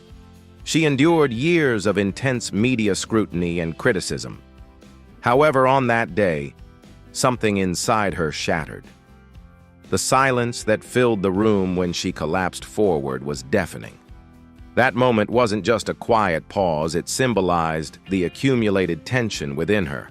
It reflected the deep wounds she carried amid the changes in the royal family.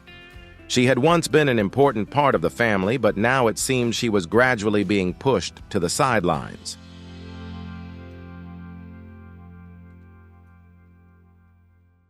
The changes William is leading are not just about power or roles, but also about values and vision.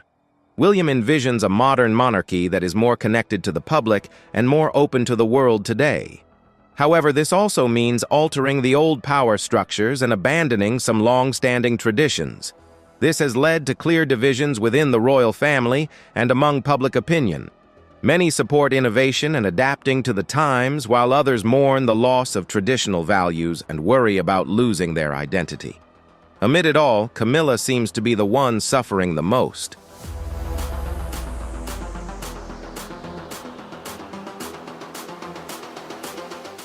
While medical experts attribute Camilla's collapse to stress, those within the palace understand a deeper truth. It's not simply a temporary pressure or physical exhaustion, it's a broken heart, a massive burden built up over many years combined with suppressed emotions that erupted in a brief moment. Camilla is not just the wife of a queen, she also represents a traditional royal system, an outdated system that has lasted for a long time, but is gradually becoming incompatible with the future.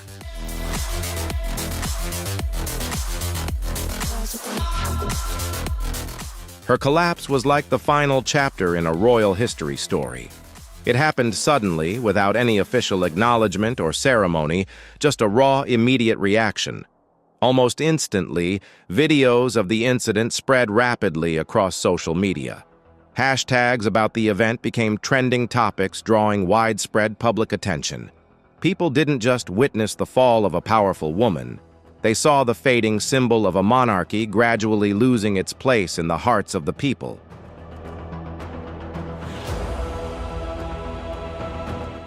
Public reactions were mixed. Some felt sadness and regret over this collapse, while many others saw it as a sign that change is inevitable and necessary. The monarchy is no longer just a traditional custom, but has become a deeply divisive issue. Many are questioning whether Prince William's calm and cautious ascent is the answer for the future. Inside the palace, things began to grow much colder. Camilla's schedule suddenly disappeared entirely. Events she once attended were quietly canceled with no explanations or public announcements. A silence settled over everything, no more forced smiles or sympathetic glances. Camilla, once a prominent and vocal royal figure, became invisible within just a few days.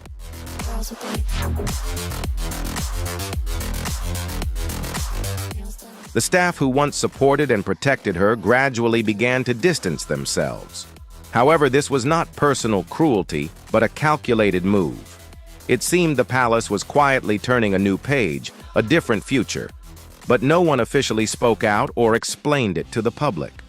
The transfer of power happened silently and discreetly, yet there was no denying it was causing profound upheaval.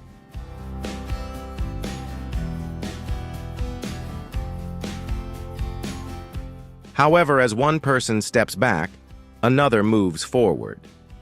Catherine, the Princess of Wales, doesn't need an official speech or to forcefully put herself in the spotlight.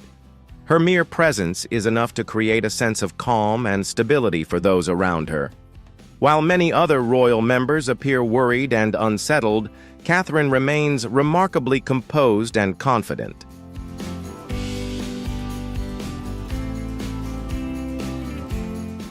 All eyes are on her not because she seeks attention, but because she has become the symbol of the future that many hope for the monarchy. She embodies modernity, stability, and a confident demeanor completely contrasting the chaos and collapse around her. It is precisely this that changes many people's perspectives on the palace and the support for King Charles. If you enjoyed this story and want to keep exploring, don't forget to like, share the video, and subscribe to the channel so you won't miss out on other exciting videos. Now let's continue the story together.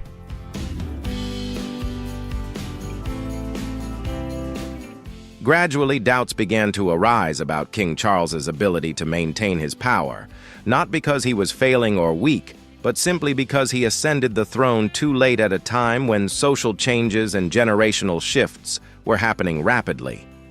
This delay created a wide gap between him and the public's expectations, causing real power to gradually shift to the next generation. And now, just as Prince William feels comfortable in his new position, calls for even deeper changes begin to emerge. For King Charles, this is not merely about losing an authoritative role within the royal family. It is also the loss of control over the very family he has always tried to protect. Witnessing Camilla's breakdown was not only a difficult moment for the public, but also felt like a deeply personal loss for him.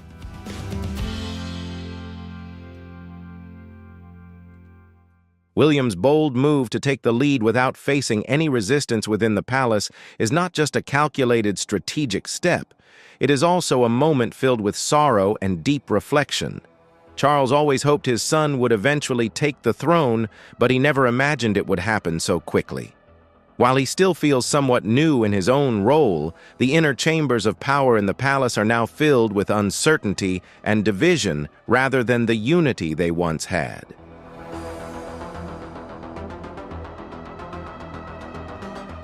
Some royal family members and advisors believe that Charles should assert his authority by demonstrating clearer strength. On the other hand, many think it's better to let the transition happen smoothly, gently, and without upheaval. However, the truth lies somewhere between these two extremes. The monarchy is not collapsing, but it is undergoing a quiet evolution. There are no scandals or open power struggles, only subtle changes unfolding behind the scenes.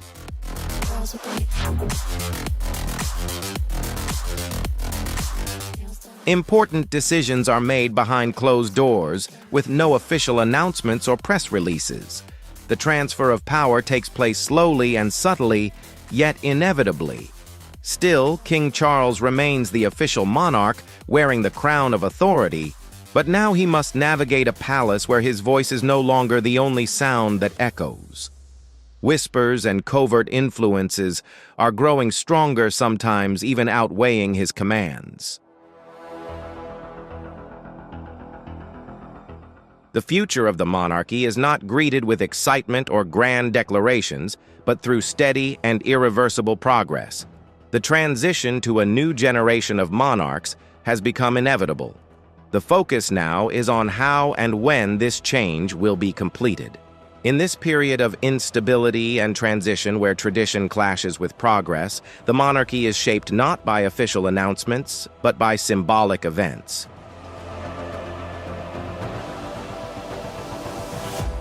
For example, the sudden collapse of Camilla Williams' calm yet decisive leadership and the striking presence of Catherine, Princess of Wales. Charles, torn between his duty to preserve tradition and the need to adapt to the new era, stands on the sidelines observing everything unfold. He realizes that even a powerful king cannot fully control this process of change. The question arises, what happens when a king finally ascends the throne, but the kingdom he rules no longer awaits him?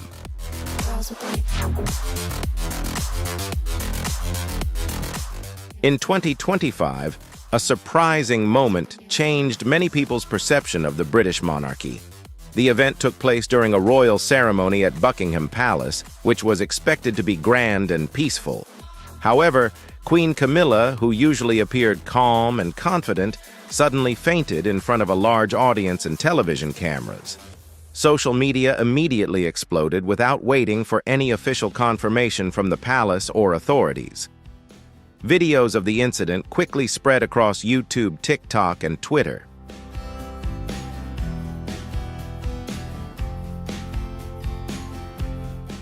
On Twitter, people shared their thoughts, comments, and created trending hashtags. TikTok saw a flood of creatively edited videos from the moment Camilla fell to the confident speech Prince William gave shortly afterward. YouTube channels turned the event into breaking news, featuring eye-catching thumbnails with bold text and shocked expressions to attract viewers. The world didn't just watch it, formed divided opinions, asked questions, and responded passionately. The incident was not merely a health concern, but carried deep emotions connected to past stories and events within the royal family.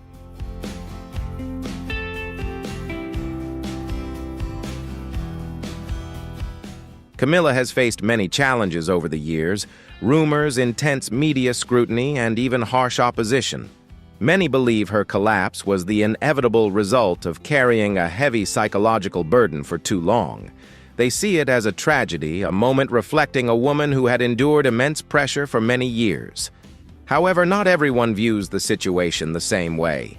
Some see it not only as Camilla's personal failure, but also as a symbol of a deeper, more profound change.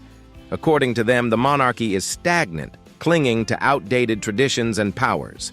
Camilla's collapse is seen as a sign marking the beginning of a new era, more modern and better suited to today's world.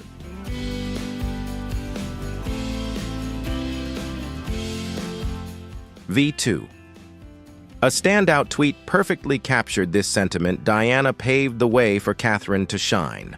Camilla's incident became a turning point, leading to significant changes within the royal family. This tweet was quickly shared by thousands, spreading into a powerful and inspiring message. People began openly taking sides, especially the younger generation. They supported Prince William and Princess Catherine, seeing them as symbols of sincerity and approachability, a stark contrast to the distant image of the monarchy in the past. In their eyes, William and Catherine represent a new future, strong yet compassionate, blending royal tradition with modern human values.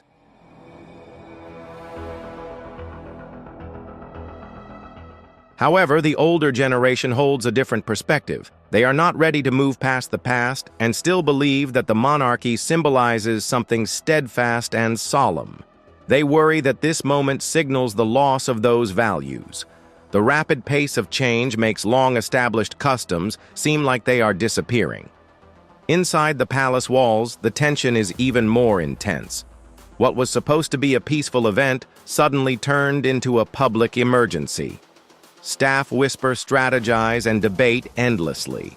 They wonder whether to issue an official statement to clarify the situation or prioritize protecting Camilla's privacy to soothe the public.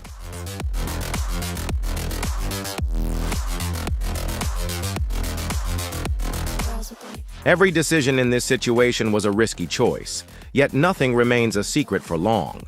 Media outlets quickly published articles with eye-catching headlines like "The Queen's Collapse," "The Rise of the Prince," or "The End of an Era." This led a global audience not only to observe but also to analyze the situation more deeply. People around the world began exploring topics such as authority-power transition and what was to come. While Camilla attracted attention, another figure, Catherine, quietly stepped into the spotlight. She didn't speak publicly or seek attention, but many people noticed her presence.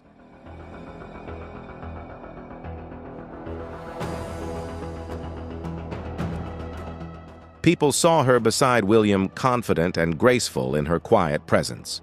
Catherine had no intention of becoming a leader, but she naturally took on that role. Without saying a word, she became memorable, strong, yet gentle calm amid the chaos. Her influence wasn't flashy, but carried great power. The day began like many other royal events, filled with ceremony, pride, and tradition. However, by the end of the day, the atmosphere seemed to have shifted. People were no longer just curious about Camilla's health, but were also thinking about the future of the monarchy.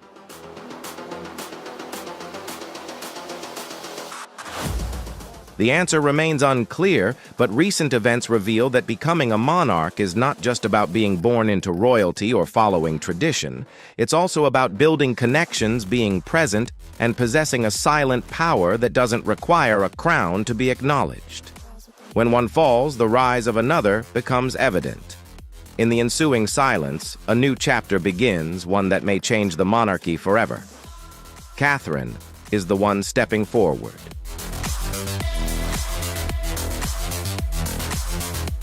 During the royal family's turbulent times, Princess Catherine stood out like a beacon of calm and leadership. Despite the tensions and swirling rumors, she remained graceful and composed at an important charity event. Dressed in royal blue, she spoke softly with a gentle voice, emphasizing unity and looking toward the future.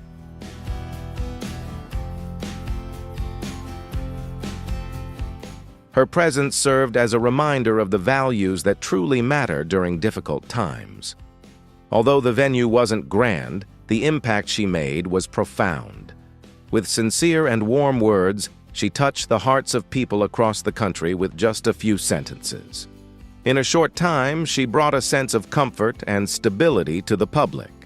She offered no criticism, made no grand promises, and gave no lengthy explanations. Instead, her calm demeanor and steady attitude spoke volumes.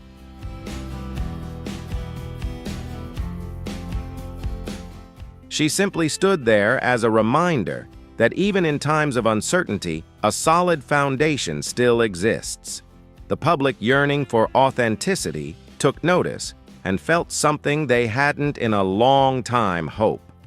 Her speech quickly sparked widespread discussion across social media, with many expressing admiration through views, shares, and comments. She was praised as the calm cornerstone of the royal family, and many believed this was the defining moment when she truly stepped into her role. Not only is she seen as the future queen, but also as the emotional center of the monarchy.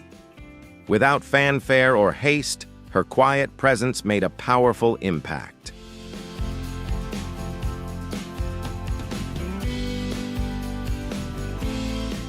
However, inside the palace, nothing was calm.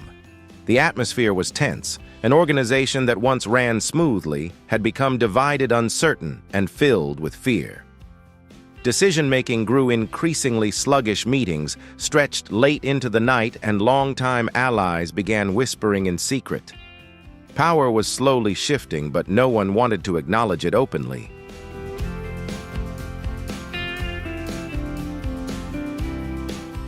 King Charles grew increasingly weary as his health declined, while Queen Camilla was almost absent from the public eye. Though he tried to appear cheerful during his appearances, those close to him could see he was struggling under the pressure. The crown still rested on his head, but power was slowly slipping from his grasp. Traditionalists wanted everything to remain as it was, while a new faction looked to Prince William with hopes for change.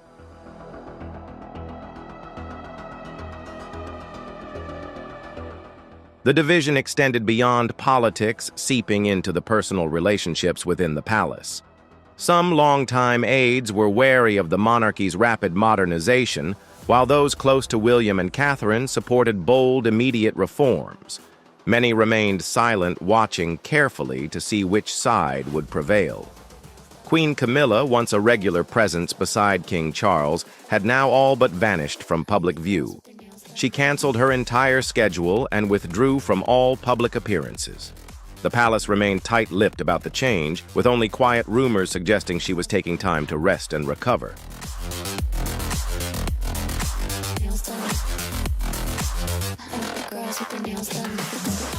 However, it was clear that she was no longer as present as she once was. Queen Camilla had quietly stepped back, leaving a void that was being filled not by Charles, but by Catherine. Meanwhile, Prince William was far from idle. He had taken on more responsibilities, attended more meetings, spoken out more frequently, and increased his public appearances. William became involved in international matters, met with world leaders, and made critical decisions. But he wasn't doing it alone. Catherine was always by his side, offering support and providing stability. Together, they demonstrated what the next generation of royalty could look like, not just ceremonial, but truly active and engaged.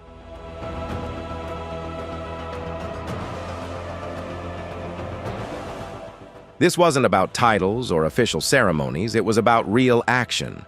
William and Catherine were leading. Though not formally declared, it was clear to everyone. The public saw it, royal staff felt it, and even those loyal to King Charles couldn't deny it. While the king remained, the face of the monarchy power had begun shifting rapidly. Catherine's approach made her stand out. She didn't seek attention or demand the spotlight.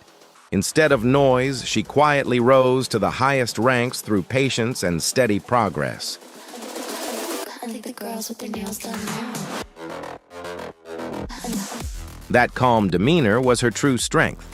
At a time when the public needed reassurance, Catherine became the figure they trusted. Many began to see that this wasn't just the story of a future queen, it was the sign of a larger transformation. The monarchy was quietly evolving without the need for any official announcement. And Catherine was leading that change. Investigations and discussions began to surface. The public shifted from curiosity to firm belief that a transfer of power was underway not through a traditional coronation, but through subtle gestures and knowing glances.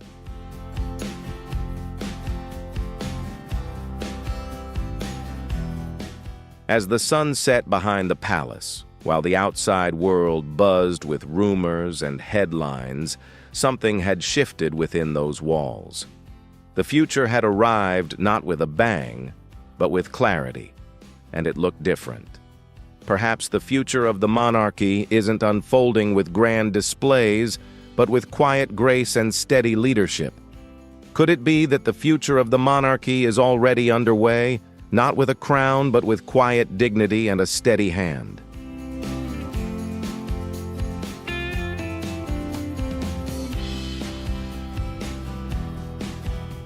A crown is passing on. Changes are happening at Buckingham Palace, but they are neither loud nor dramatic.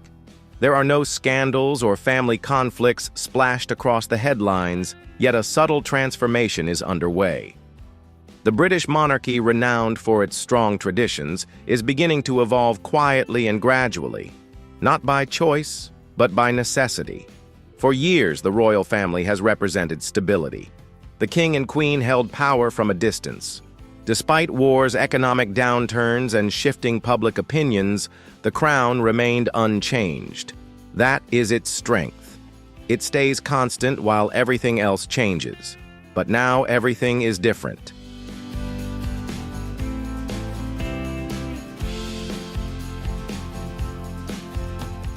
The foundation of the palace is beginning to shift not out of anger or fear, but from a sense of acceptance. The world has evolved, and the monarchy must adapt as well. This new feeling didn't appear suddenly. It came subtly, like a gentle whisper. It was clearly reflected in Prince William's recent speech. Though his words seemed polite and refined, there was a deeper meaning if you listened closely. Instead of focusing on preserving the past, he emphasized the need for progress. He wasn't seeking approval, but confidently stepping into the role destined for him. The core message was clear: traditional methods are no longer enough.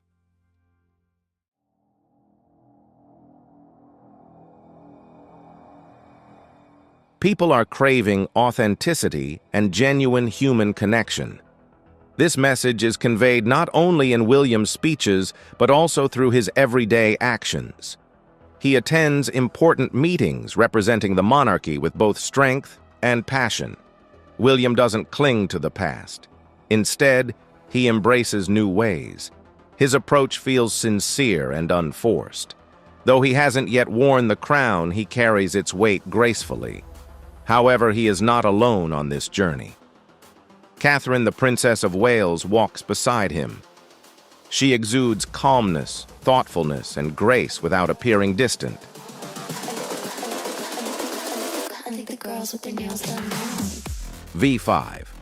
Her presence brings comfort to everyone. Instead of being a distant figure behind barriers or waving from balconies, she connects with people through friendly smiles, gentle words, and a serene demeanor. She adds a fresh touch to the royal family's image, making it more approachable and compassionate. Together, William and Kate showcase a different side of royalty, relatable and trustworthy, rather than distant and cold. Meanwhile, the older generation is beginning to step back. King Charles remains present and respected, but he no longer speaks out as much as before. He still holds a leadership role, but more from behind the scenes.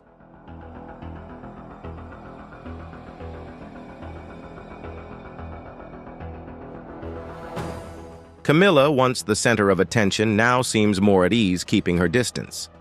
This change isn't negative or disheartening. It's simply a natural progression. Change doesn't always happen suddenly. Sometimes it's a gradual shift, like the changing of the seasons. The royal family is evolving. It's no longer just about following old traditions and strict roles. Now it's about creating connections and being authentic in a world that demands more. Prince William understands this clearly. He doesn't imitate his father or his grandmother.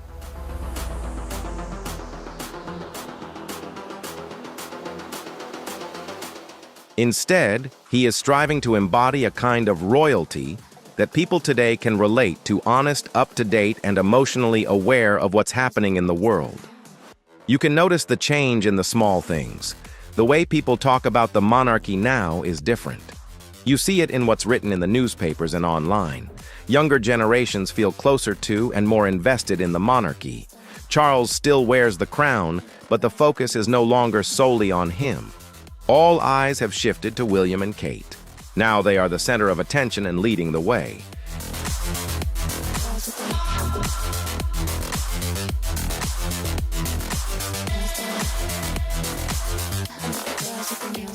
This is not the end of the monarchy, but it marks the close of an old era and the beginning of something new.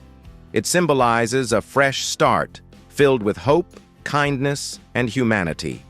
Although many may never enter the palace, the warmth and positivity inside are beginning to be felt through William and Kate.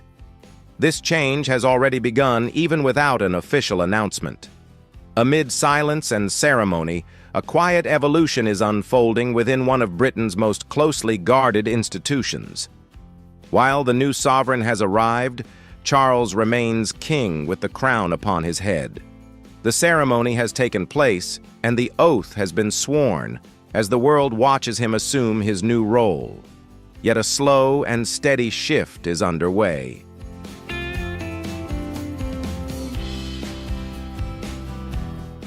By paying attention to the subtle shifts in mood and tone, it becomes clear Prince William is taking on the leadership role.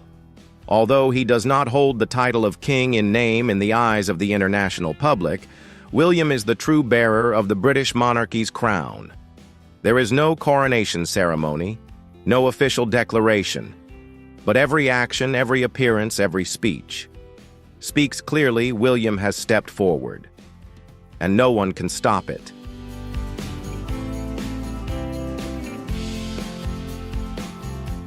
At first, it was all just small signs, a few extra speeches, a subtle shift in media focused the increasing presence of William and Catherine at events. Then came the bigger changes. Camilla disappeared from the public eye. The place beside Charles where a queen would usually stand was left empty, and the ones filling that space, none other than William and Catherine. They were not there just for ceremony. They were working, they were acting, they were leading.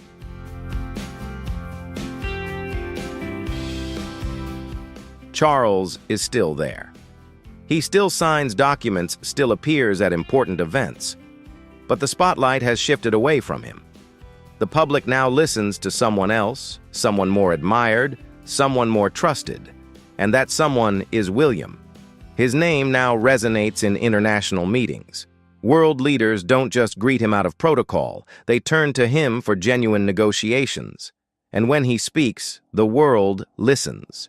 The public has changed too. They respect Charles, but they adore William. They admire his calmness and quiet steadfastness. They see in him a true leader, modern, adaptable, yet never losing the royal identity.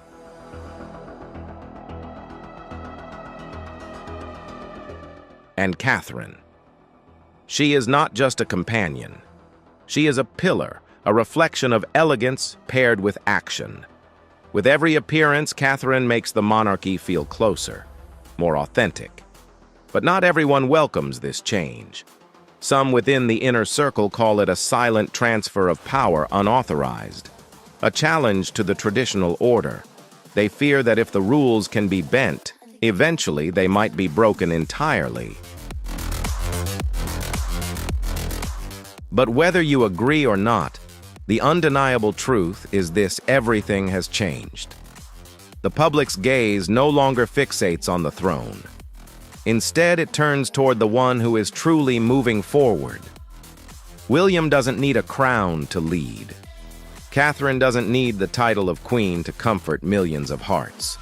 The future of the monarchy may not begin with a grand coronation, but with quiet gestures, steadfast actions, and unassuming leadership.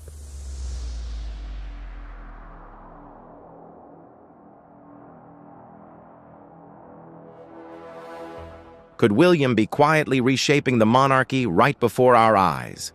Is the crown being passed on not through ceremony, but through the trust of millions? Share your thoughts in the comments below. Don't forget to like, share the video, and subscribe to the channel so you won't miss our in-depth analyses coming up. Thank you for watching until the end, and see you in the next videos. Welcome to the channel. Today we will explore a story that is shaking the British royal family. Prince William's shocking actions left King Charles and Queen Camilla in tears. What made the heir to the throne make a decision that left the entire royal family in tears?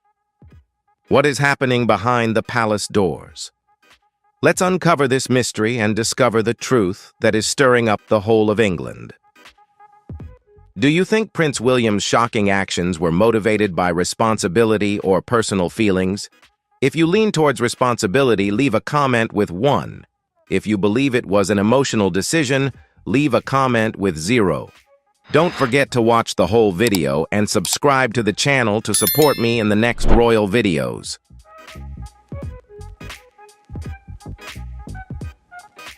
It began like any other royal event.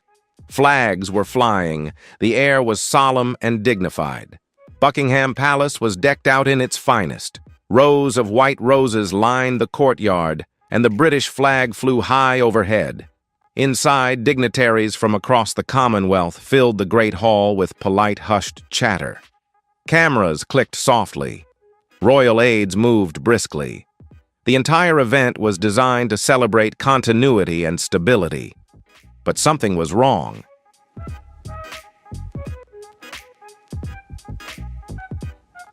Prince William had made an unusual request to speak alone.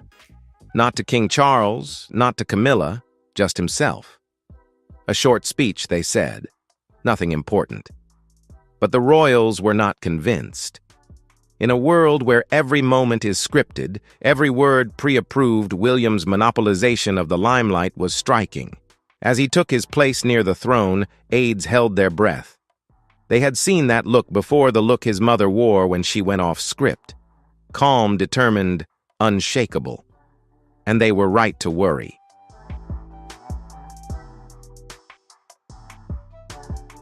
Because that moment under the gilded ceiling of Buckingham Palace wasn't just another photo shoot. It was the beginning of something no one expected. The end of business as usual. A royal aide is said to have whispered, "Something's about to change." You can feel it. And they could, because what happened next would send the monarchy reeling.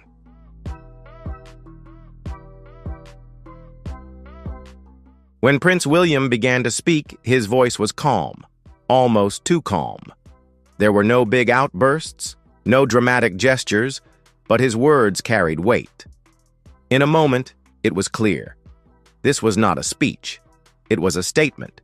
He spoke of legacy, but he also spoke of change of the crown, walking among the people, not just hovering over them.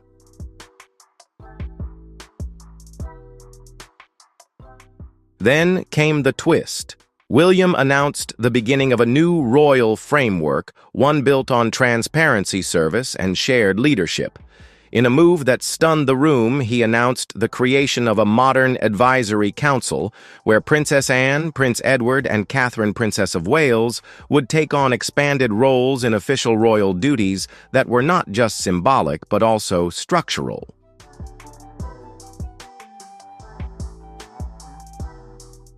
This move not only shakes up tradition, but also marks an unprecedented turn in the history of the British royal family. The devolution of power and empowerment of more members of the royal family is seen as an approach to modernizing the institution, aiming to connect more deeply with the public and increase efficiency in carrying out duties. Many believe that this is an essential step to protect and maintain the long-term existence of the monarchy in the 21st century.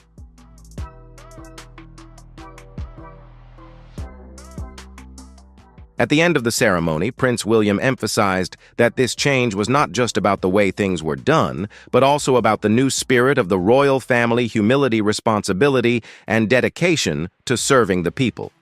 In the eyes of many, this was not just a political statement, but also a commitment to a different future, where the royal family is not just a symbol, but a positive force close to and responsible for modern society. The event marked a new chapter full of hope and challenge for the British royal family.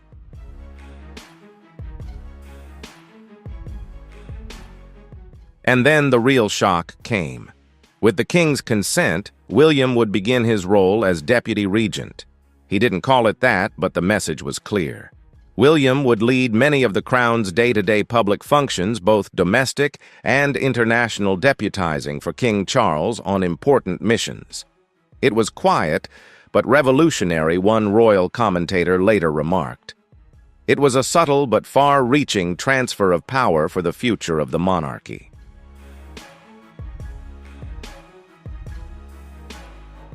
Yet amid all the ambitious announcements and plans, one name was conspicuously missing: Camilla, Queen Consort. Her absence from all the mentions, no new title, no expanded duties, not even a word of thanks, left everyone surprised. That silence spoke louder than any words could, leaving many wondering what role Camilla will actually play in the near future of the royal family.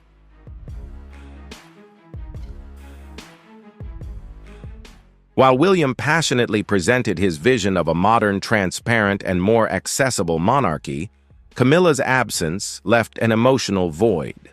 Observers noted that her expression changed dramatically from minute to minute. At first, Camilla sat still, listening intently, trying to remain calm during this momentous turn of events. But then her eyes began to flutter, a sign of discomfort and anxiety.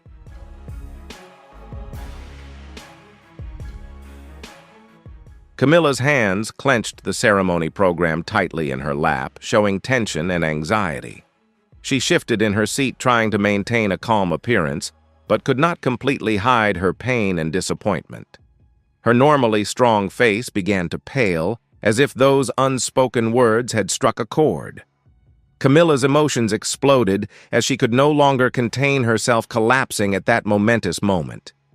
Do you think Prince William's decision will change the future of the British royal family?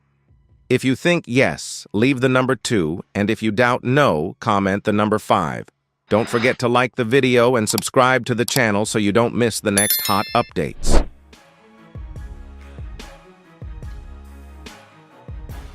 This is not simply a transition of power, but a sign of profound changes within the royal family. The tensions between generations and the roles of members of the royal family are clearly exposed. This moment will be remembered as a challenging turning point, when tradition meets change, and each must find a new place in the next journey of the British monarchy.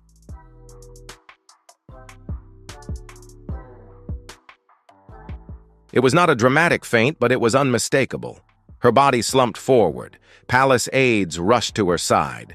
King Charles stood up in alarm, his voice choked on a single word, Camilla. A gasp echoed through the room. Cameras were still rolling, recording every second. Within minutes, paramedics were at her side. She was loaded onto a stretcher and quietly removed. And just like that, the celebration had turned into a crisis. The queen consort, removed from the ceremony she had been expected to help lead, now looked like a figure being erased from history in real time.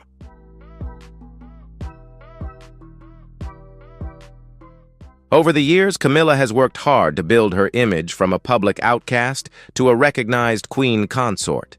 She has stood behind King Charles, supporting him in his royal duties, and gradually winning the hearts of the people. But in a moment, all that hard work seems to have been wiped out. Her exclusion from key parts of the ceremony not only hurt her, but also raised questions about her role in the next reign. Is this a sign that Camilla will not have a place in the new court that William is envisioning?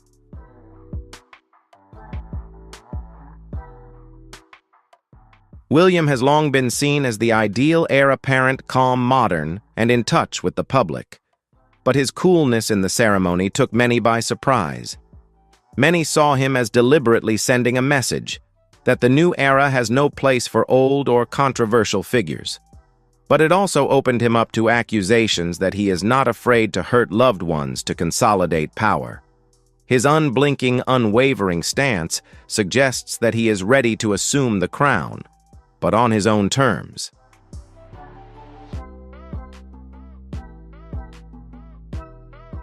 King Charles's silence after the ceremony only added to the tension. On the one hand, he is the father of William, the heir to the throne, and the man charged with continuing the dynasty. On the other hand, he is also the husband who has spent years defending Camilla from criticism. In the face of such a symbolic event, his failure to make a clear statement puts the royal family in a difficult position. Is he trying to reconcile the two factions, or is he being forced into a fait accompli, with no choice but to remain silent?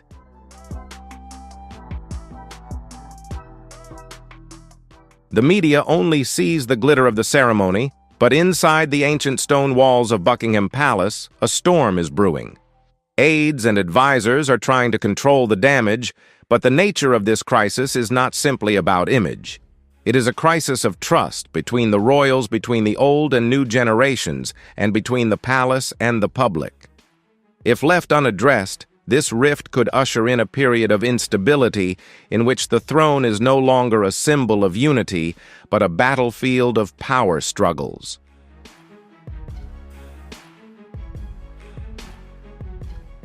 In the days after the ceremony, Camilla largely disappeared from the public scene. No more appearances with King Charles, no more forced smiles for the cameras. Some insiders said she had voluntarily stepped aside to avoid further complications. But observers were not convinced.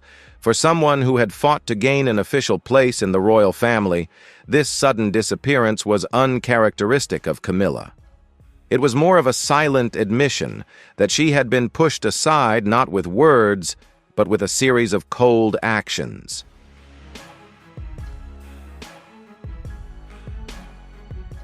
From outside the palace, lights remained on and the ceremony continued.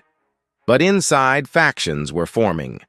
Advisors loyal to King Charles saw William's decision as disrespectful and hasty.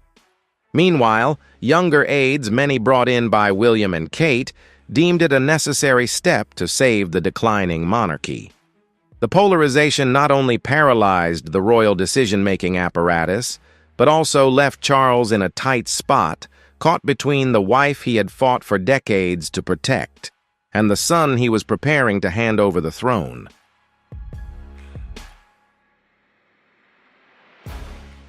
Once seen as the third wheel that ruined Charles and Diana's iconic marriage, Camilla gradually won over the years with her tenacity, her delicacy, and her modesty. But now it seems as if everything is back to square one.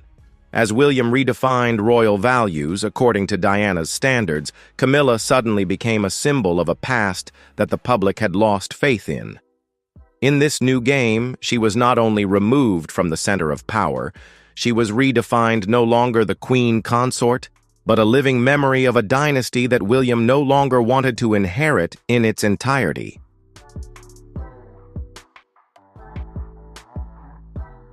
For Charles, the blow came not from the press or the public, but from his son. Those close to him described him as unusually quiet after the ceremony, refusing to talk about it to anyone, not even Camilla. The fatigue of illness combined with his personal trauma had left him devastated. In his eyes, this was not just a disagreement about the direction of the royal family. It was a rejection by the son he had hoped would continue, not end. Perhaps he was coming to a realization William was not just ascending to the throne, he was also rebuilding the legacy he had worked so hard to preserve.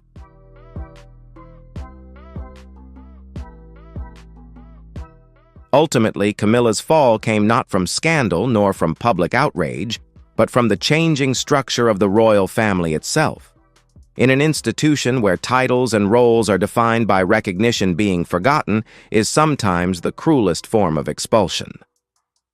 When William chose to exclude her from his speech from his vision of the future of the royal family, he needed no further words.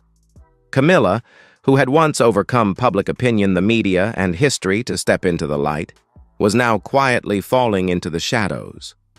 Not because she had lost, but because the rules of the game had changed.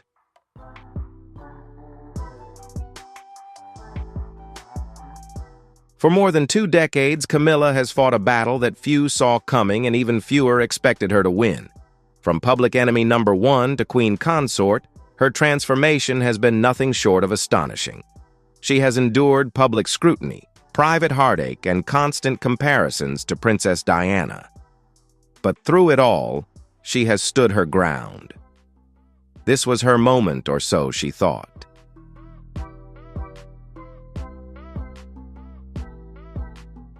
Behind the palace gates, Camilla finally stepped into the limelight, standing alongside King Charles, not just as his wife, but as a central figure in the monarchy. Some believe she earned her title through her tenacity and grace.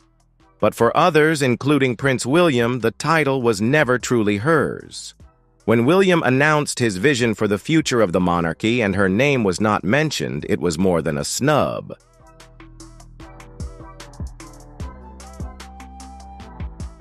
It was a clear message. Her time at the center of royal life was over.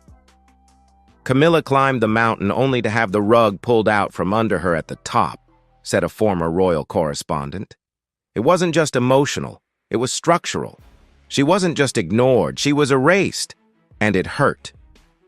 Many now believe that William's speech breakdown was more than just stress or exhaustion.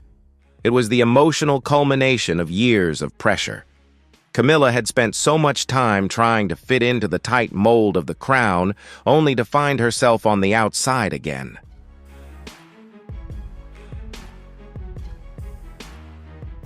With each passing day since William's controversial speech, King Charles seems to be growing more isolated. His closest advisors, once the backbone of his power base, are now divided by their loyalties to two different paths. While some still support Charles's commitment to traditional structures, others have shifted their allegiance to William, who is said to be reading the public mood better. Charles, raised to preserve rather than adapt, is struggling with the very concept of change, especially when it comes from his own son.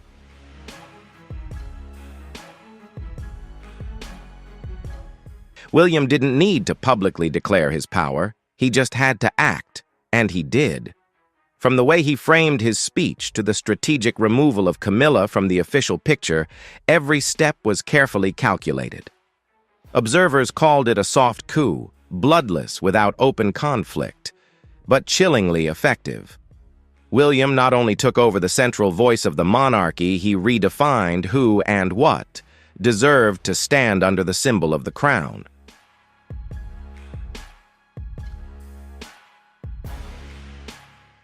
For Charles, this crisis is not just political or image-based.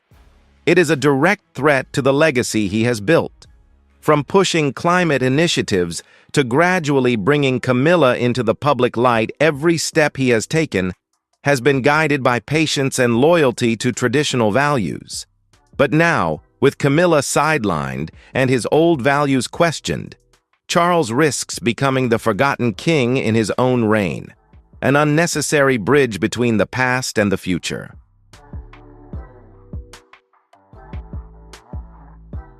The British monarchy has long been built on a bond of symbolism and trust, but the current crisis has shaken that foundation. The public no longer sees the royal family as a unified entity. They see key figures disappearing without explanation, decisions made without clear consensus. In the eyes of many, this is no longer a royal family. It is an institution struggling for control, gradually eroding the reverence it once held.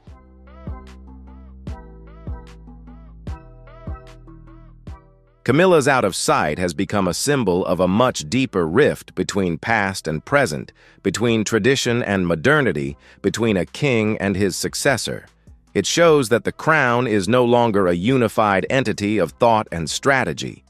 It is now a mask worn by people with different visions living in the same palace but not the same dream. And the danger is that if those who wear the crown no longer agree on its meaning, the public will stop believing in the symbolic power it once represented.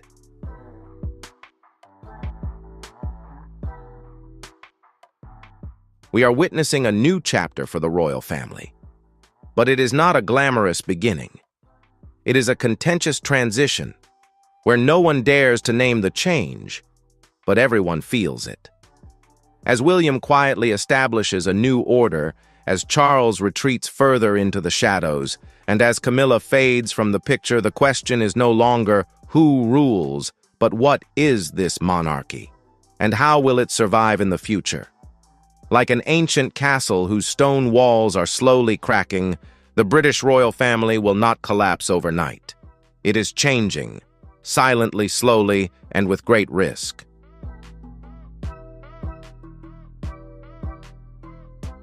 There are moments in royal history that are captured on camera, but remembered for their meaning, not their image. Camilla's breakdown was one of them. It wasn't just the sight of the queen consort collapsing that struck a chord with the public. It was what it represented. A system long defined by hierarchy and stability was visibly fraying under emotional pressure. For the first time in recent memory, the monarchy no longer looked composed. It looked fragile.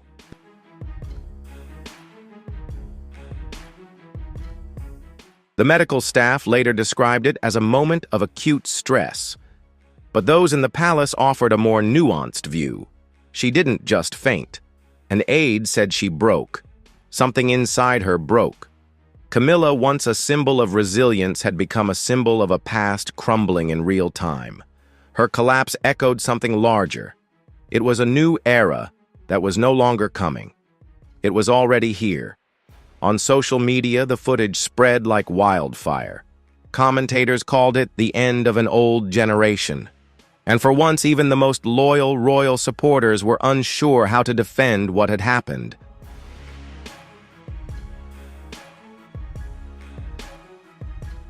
While Charles collapsed and Camilla retreated, Catherine, Princess of Wales, remained silent. But her silence was not passive. On social media, she emerged as a symbol of a new era, elegant but not aloof, modern but not rebellious. She did not speak. She was present. And that was reassuring. For a younger generation, skeptical of the old institution, Catherine was more than just the wife of the heir apparent. She was the embodiment of what they believed the monarchy could be.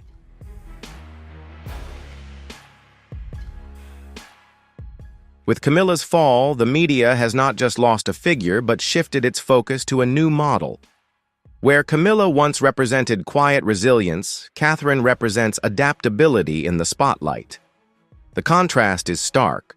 Camilla is the old-fashioned royal, ascending to the throne through behind-the-scenes effort and tenacity. Catherine is the face of the future, stepping into the spotlight through transparency, accessibility, and strategy. And the public, especially the young, seems to have made their choice.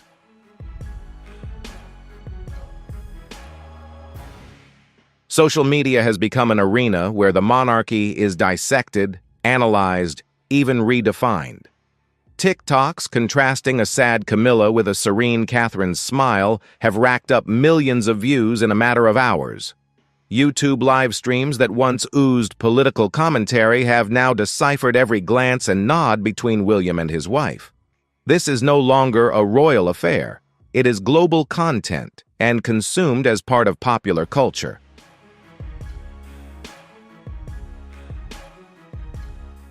The way generations view the monarchy has never been more different. To the young, Camilla is a relic. To the old, she is a symbol of quiet restoration. To William and Catherine, she is part of an era they have no desire to replicate. And this is the greatest danger the monarchy relies on intergenerational bonds to survive. If it loses its ability to speak to both the old and the young, it risks becoming a hollow symbol, revered by one group, ignored by the rest.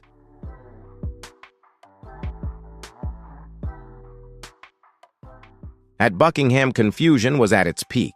Advisors could not decide should they defend Camilla outright or let silence pass as a retreat strategy. But the media gave them no time. Headlines spread like wildfire. News did not wait for confirmation.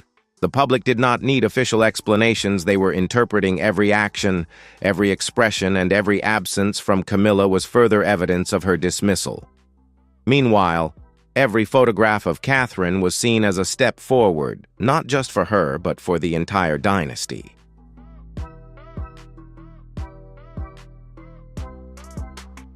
The palace may not have issued any decrees. King Charles remains head of state.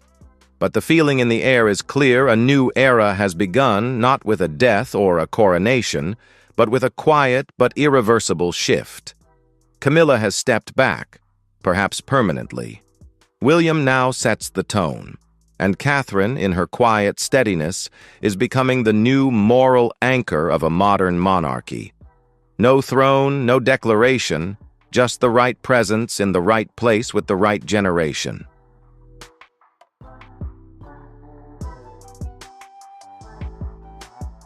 Amidst the chaos, one person remained calm, graceful, and unshaken: Duchess Catherine. Just days after the chaos at Buckingham Palace, she appeared at a small pre-scheduled charity event. There were no grand statements, no heavy gestures, just Catherine standing before the crowd, dressed in royal blue, speaking softly and clearly. Her message was simple: the future is about unity serving together.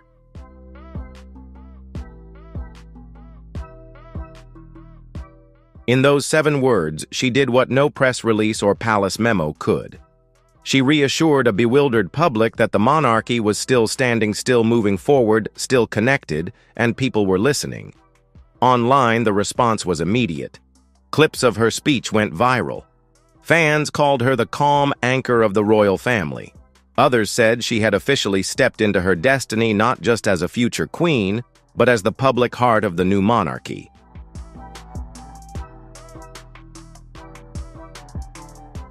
In a system defined by ceremony heraldry and official pronouncements, Catherine's rise was remarkable for its complete lack of need for any of these. She did not need to speak to be heard, nor to use her name to be recognized. It was her calm, her presence, her confident demeanor that made the public begin to see her as someone who would shape the future of the monarchy, not through force, but through standards. As William ushered in change, Catherine was living proof of why it was welcome.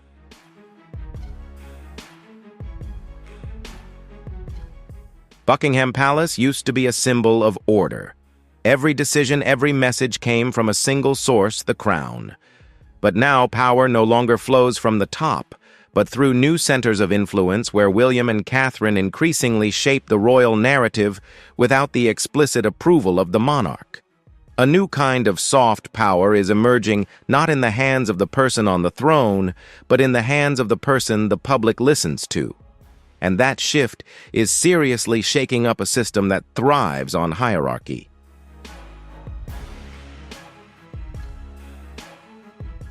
As the days passed without an explanation for Camilla's absence, the atmosphere at the palace grew increasingly tense.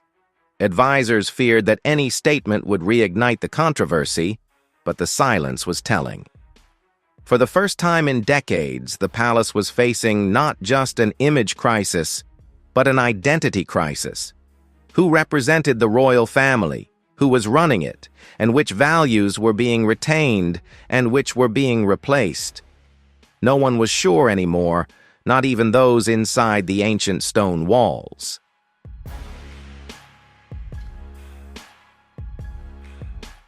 When a woman can wear a crown without wearing it, when power can be diffused without being declared, the monarchy is entering a new chapter. Catherine does not need a throne to be central. And that makes her more formidable than any other figure in the current royal picture. In an age where image weighs more than ceremony, where sobriety can trump medals, Catherine is more than a modern icon. She is proof that if the monarchy is to survive, it must change in the way she did, gradually, intelligently, and irresistibly.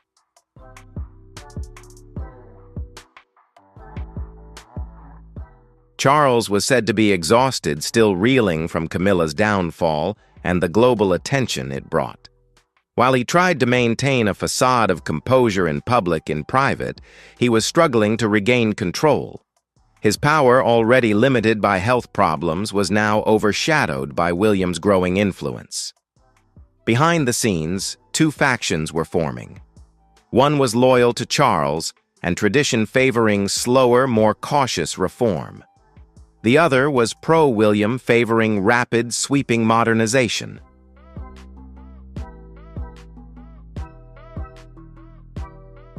Camilla's absence was not publicized, but it could not be hidden. Once an indispensable companion to King Charles, she was now a name on the royal register. The corridors that once rang with her laughter and footsteps were now silent. Whispers around the palace spoke of a health leave, but no one confirmed it and no one denied it. The general feeling was not of grief, but of acceptance. That a chapter had closed not with scandal, but with a quiet, seemingly planned retreat.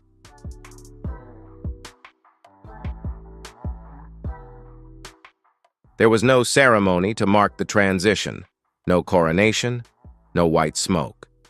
But the shape of power had changed. William was no longer just the heir. He was in control. And Catherine, ever at his side, had become an undeniable political and public force. As they chaired meetings, issued statements, appeared at key events, the royal family operated in their image, not Charles's. The crown remained in place, but its spirit had shifted.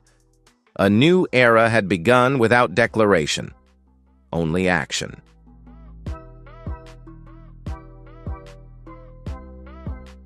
And yet through the whispers and the late-night conversations, one truth remains. Something bigger is happening. A change that no title or tradition can reverse. Because what was once the quiet rise of a new generation is now looking more and more like a nominal transfer of the throne.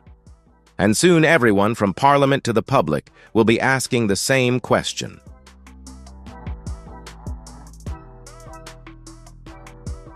The crown is in transition. Over the centuries, the British monarchy has weathered storms, wars, abdication, and scandals. But what's happening now feels different. Not loud, not dramatic, but quietly irreversible. William's speech wasn't a rebellion. It was a signal.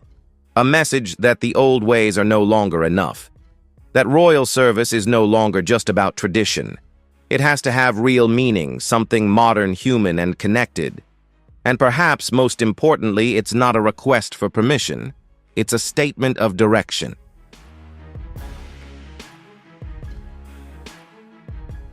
As one royal analyst put it, the transformation has begun.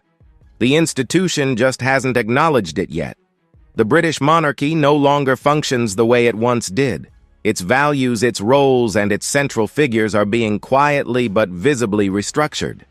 Camilla, the woman who had persevered to the top of the royal family for decades, is now a shadowy figure not officially excluded, but no longer included.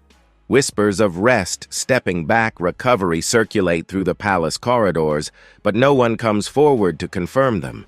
And that silence says it all. Her era is over, not by declaration, but by necessity.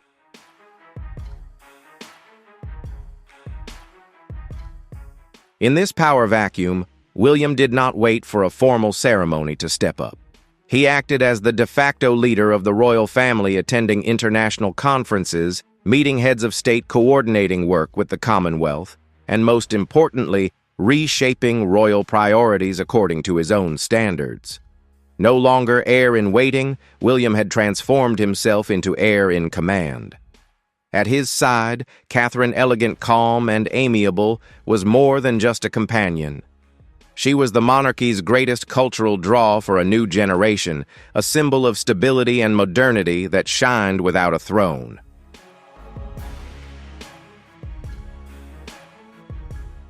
As Charles gradually retreated from the spotlight and Camilla quietly disappeared from public life, the royal spotlight shifted completely.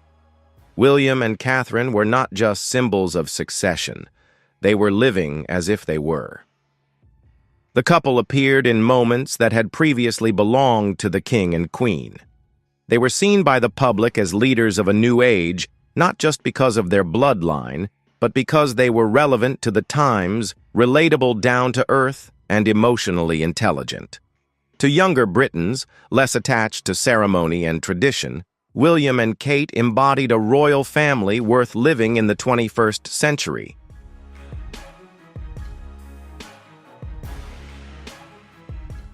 The question is no longer, will William become king, but is he already king? Legally, no. The crown remains on Charles's head, and all the necessary formalities have been performed.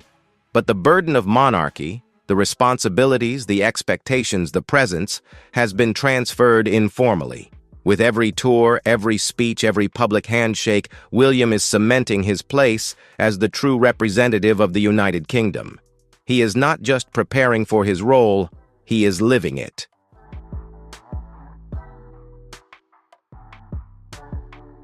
Camilla is now a faded symbol of a fading era. No more public events, no more standing next to the king in the affairs of state. No one in the palace has declared her out, but all the signs point to that conclusion. The way she was retired was not a punishment, but the natural consequence of a changing system. A system in which popularity, the power of image, and the ability to shape public opinion are becoming more important than ceremonial rank or bloodline tradition.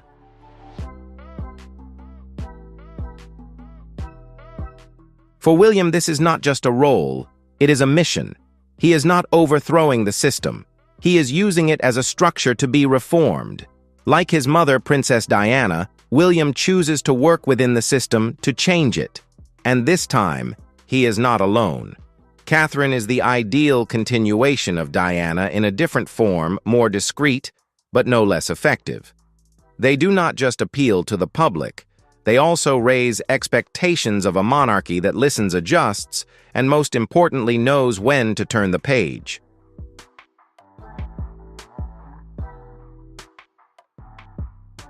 So while Charles remains king, and may well remain so for many years to come, the truth is this: in the eyes of the world, a new monarch has emerged. No coronation, no incense, no declaration. Just consistency, presence, and conviction. William did not overthrow the throne. He tilted it in his favor. And in an age where prestige is more important than ceremony, where the public has more say than ever, that is how real power is transferred not by document, but by feeling. William did not wait for his moment to be announced. He created it. And the world, while not yet formally accepting it, nodded.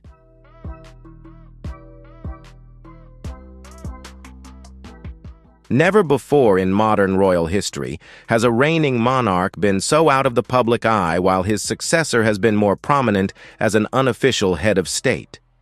William and Catherine are constantly present, not just at symbolic events, but in policy discussions, diplomatic engagements, social issues. They don't just represent the monarchy, they run it. And Charles, while still holding the crown, seems increasingly relegated to a ceremonial role, a symbol who no longer has control over reality.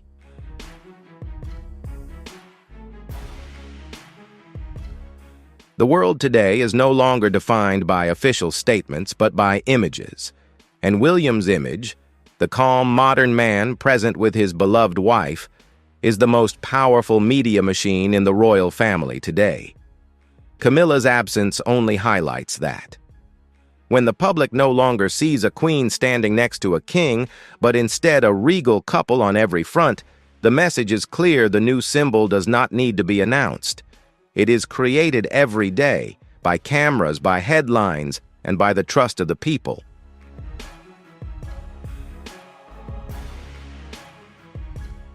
The split is not just public, but within the monarchy itself. Many inside, especially those in the generation that has served Charles for so long, feel disoriented. For them, this is not simply a change of strategy, it is a rupture in loyalties. For them, William's decision to shape the royal structure while his father is still alive and reigning is an act of disrespect. But for others, especially the younger generation of palace officials, this is a moment that cannot be put off. The future demands action, and William is the one who is doing it.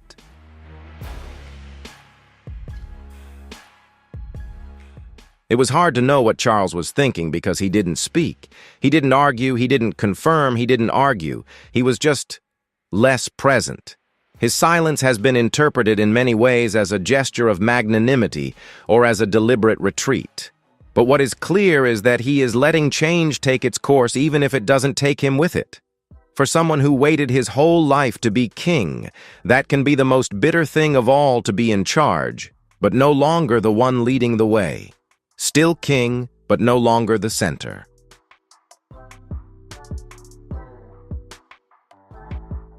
The debate over whether this is progress or betrayal will continue. But what is undeniable is that the British monarchy is being remade from within in an informal but effective process. William and Catherine are not destroying the throne. They are changing the way it is viewed. And in so doing, they are not only touching the hearts of the public, but are questioning the entire institution. Does true power come from the throne, or from the person the public believes deserves it?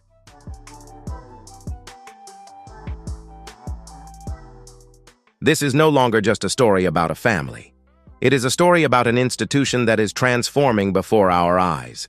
And as one commentator so perfectly summed it up, the past has collapsed into a garden of white roses, and from its ruins, a new imperial order has emerged.